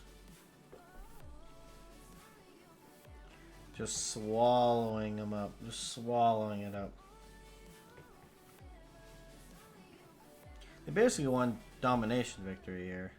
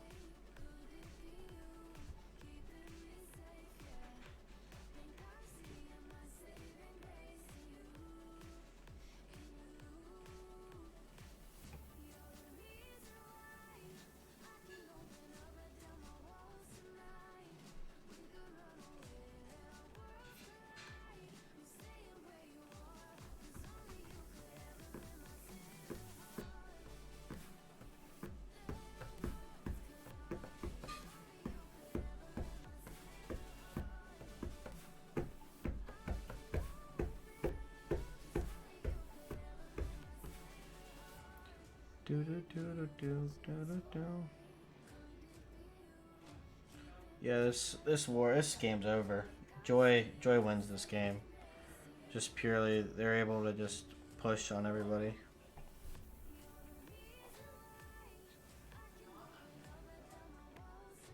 I mean, you got Kree over here pushing on to Persia, but Persia has a pretty good defense going on. He's got a balloon as well.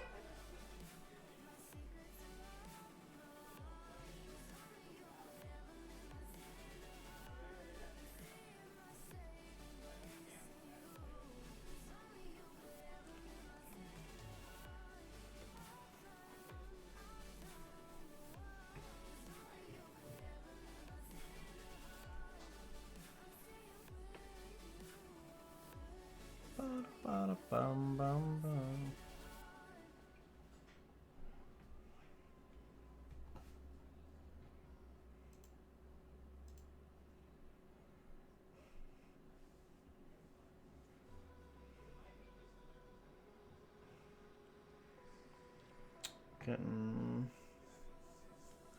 Yeah, I think Rome is just pretty in a pretty strong position right here. Plus, he's got everything for Diplo, except Mahabodhi. Gandhi got that, but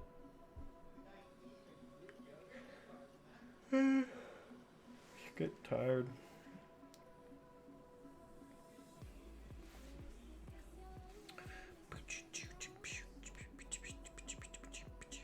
Look at the gold on Kree, though. Yeah, I think this push is kind of dead right now. The Rome just came up and defended.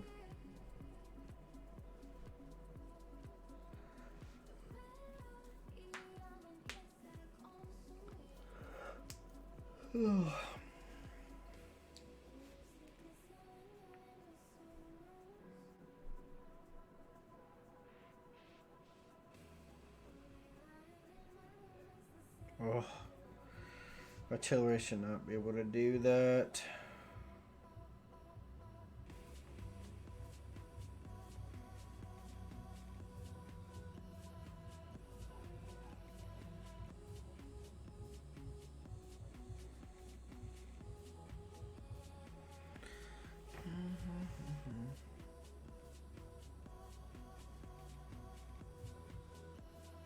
Oh, modern armor. Ethiopian modern armor. Let's go. Keep on pushing, man. Keep on pushing. Oh, yeah. Kree's back door is open. Because he's pushing on the Persia.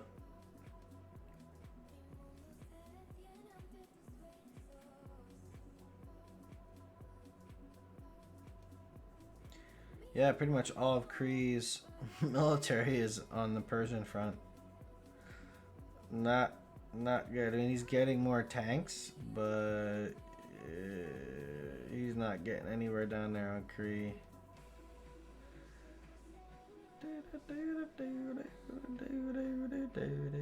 Oh, look at all those look, those rail systems wouldn't make any sense.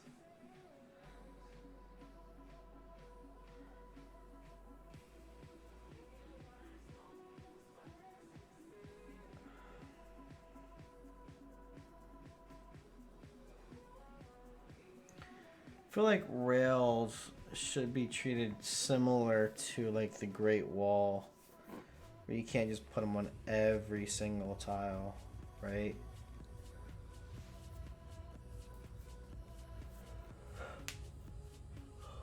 Like you should only be able to touch one. They should only be able to be connected to an adjacent railroad or rail tile. Like one, like I don't know how to word it, but you shouldn't be able to take the rail system and have it in like a triangle formation.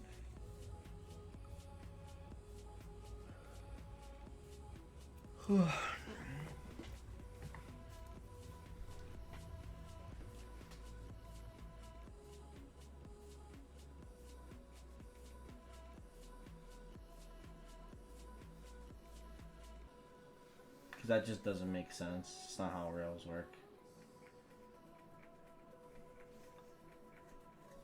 Like right there, that's kind of how they could work. But that whole mess everybody where Scotland cities where that's just not the case.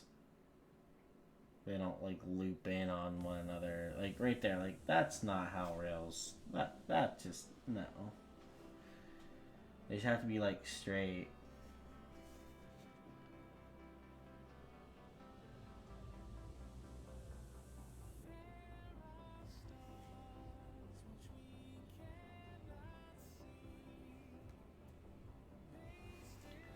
like you can't do any more than 2. Like,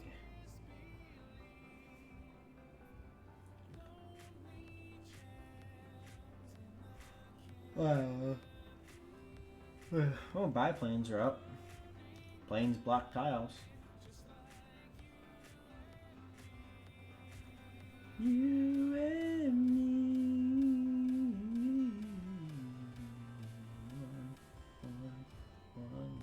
Liberate it. Liberate that city, get some favor, and then take it.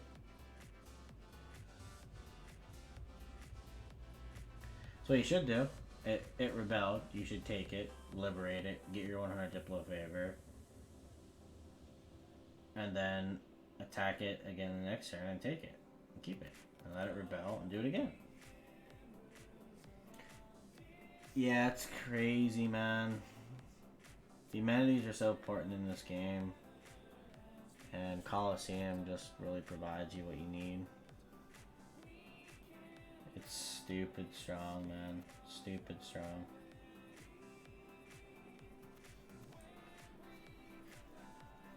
Yeah, he's massive.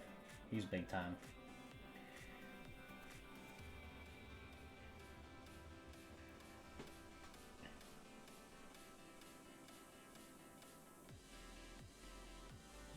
He needs rocketry to get into that. He's not going rocketry though. I think they're just going for that domination type of victory.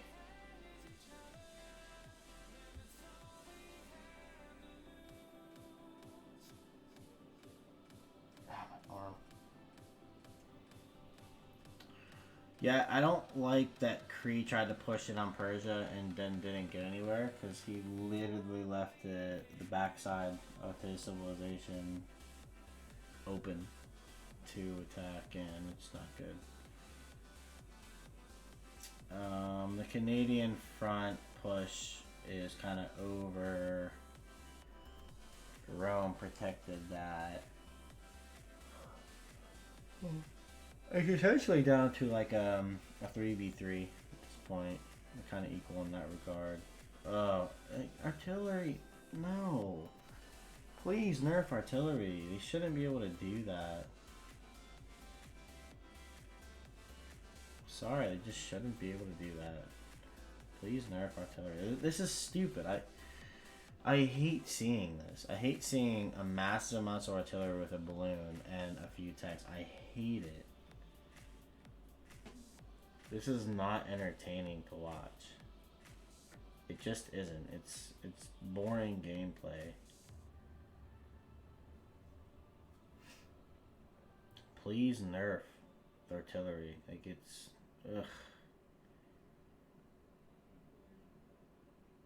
The artillery should be used to shoot down the city.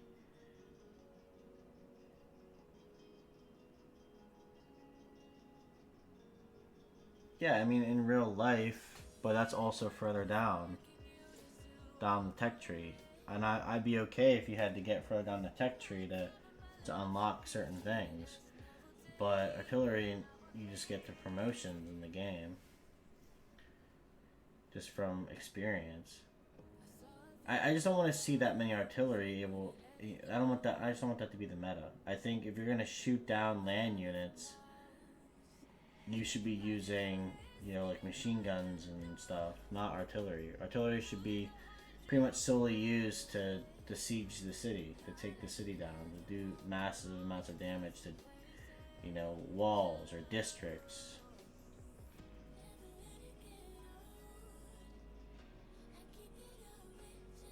Or change it to where they're not in line, right, with tanks.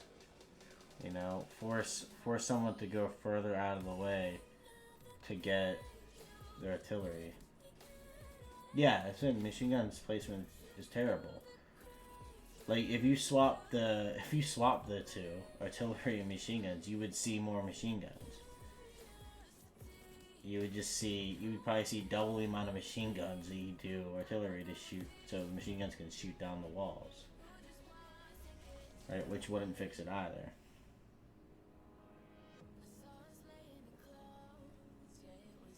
Yeah, I agree. I mean, I'm not trying to say that. I don't want to see. I just want the meta to be different. Like I want all these units to be used. I don't want the late game to be just tons of artillery with, you know, some tanks. Like I want something else. Like I want helicopters to be used more often. I want machine guns and infantry to be used more often. That's kind of where it stems from.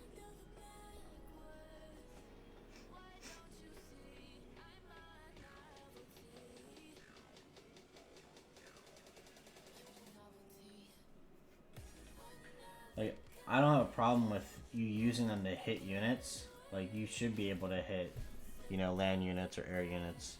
But I just don't think they should do that amount of damage. Like it just the amount of damage that they can do is just stupid in my opinion. And it's not balanced for the game, in my opinion. But alas, we're still gonna play with it.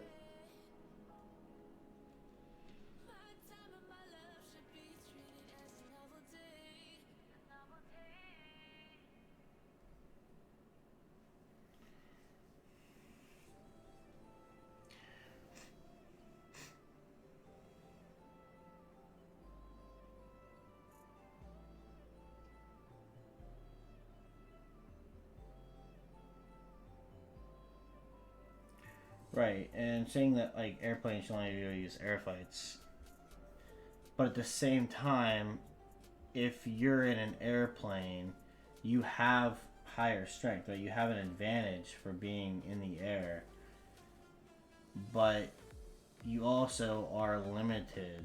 You're restricted based on the movement as well. Like you have to go across, you shoot or whatever, and then you kind of have to maneuver yourself all the way back around in a way.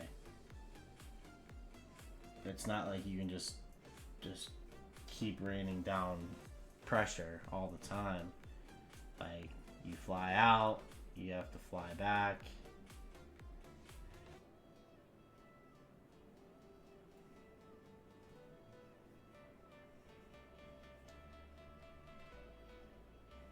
And in this game, you do that. Your attack is flying out and you fly back, and you can do that every turn. You know, and instead of, I think BBG nerfed planes, like made them less oppressive, less strong. I think there should just be like a cooldown for a plane.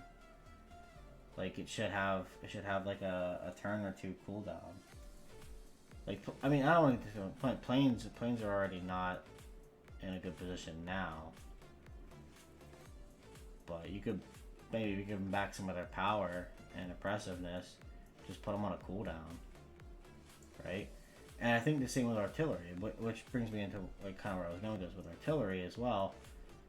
You can't just keep rapidly shooting with artillery. Like it takes some time to reload, recalculate, and move in. Like once you dial in a spot, you can keep shooting from there, but once you move, you have to readjust, recalculate. And I think you could nerf them in that regard where like yeah, you can't shoot and move unless you have a general, which isn't really intended. I think you're not supposed to be able to shoot and move no matter what.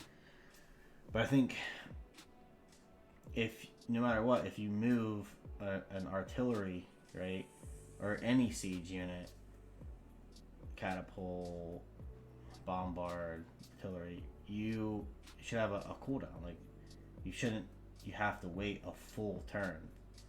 So you move in, right, you have to wait a full turn before you attack. Like that.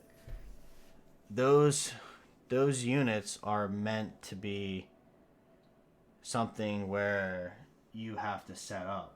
You set up and fire. The same with like archers and field cannon. Like you set up and then you fire. You shouldn't be able to move and fire in the same turn. At the very least. Or like I don't. There's different ways, and you don't want to like make it worse. But the range units in this game, like they really do control. Oh, there's a nuke. Oh, Scotland gone?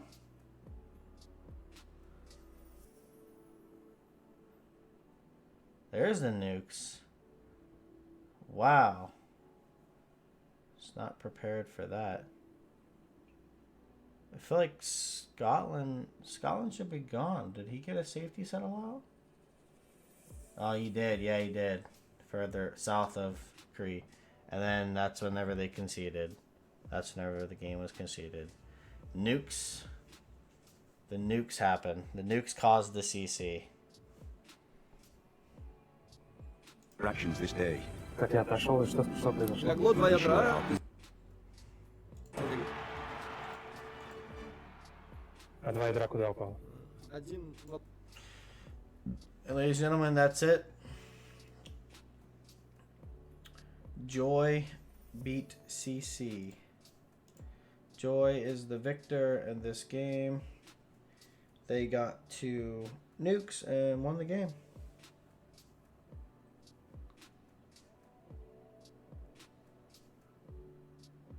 And that's the end of that. I wonder what I have on my stream ending channel or my thing.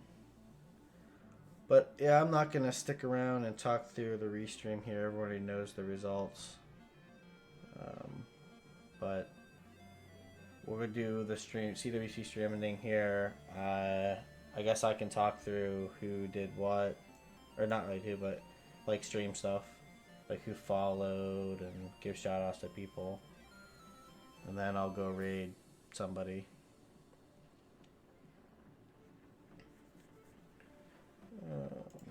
Let's see.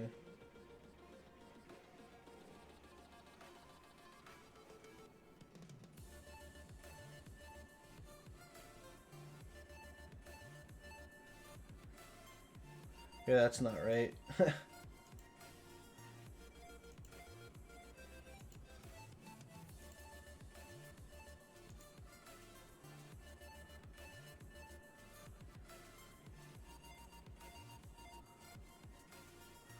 Oh, yeah, Flame God, thank you for hopping in and being a lot of fun talking. I guess we'll leave this up. This isn't the right one. I thought I swapped it.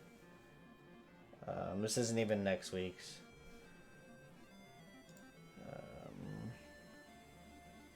Guess I could try to go grab one real quick. But there really wasn't anything.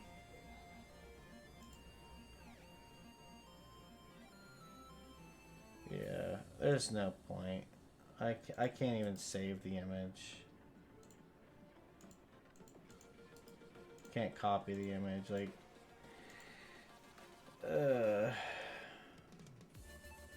But regardless, I'll go through and give a shout out to B-Ball for the follow, Flame God for the follow, Samay Gory for the follow. That's it for this. I think Crispy Pancetta was 3 days ago. I think it was off stream, maybe follow. Thank you for the follow, regardless. Welcome to the subgroup. Flame God, B-Bulb, Proxide, Cryblood. That'll be yeah. And obviously Proxide, this isn't your first one. But yet again. And yeah, you guys have a good night, good rest of your night, and I was happy to restream. I did enjoy it, but I do prefer the live stuff, as probably most of you do as well. I guess we'll go raid. I feel like raiding Peppermint Butler, but I do like to raid under stream, so maybe we'll do that. Just go raid under stream, send you guys over there if you're not already watching. But yeah. Again, thanks guys so much.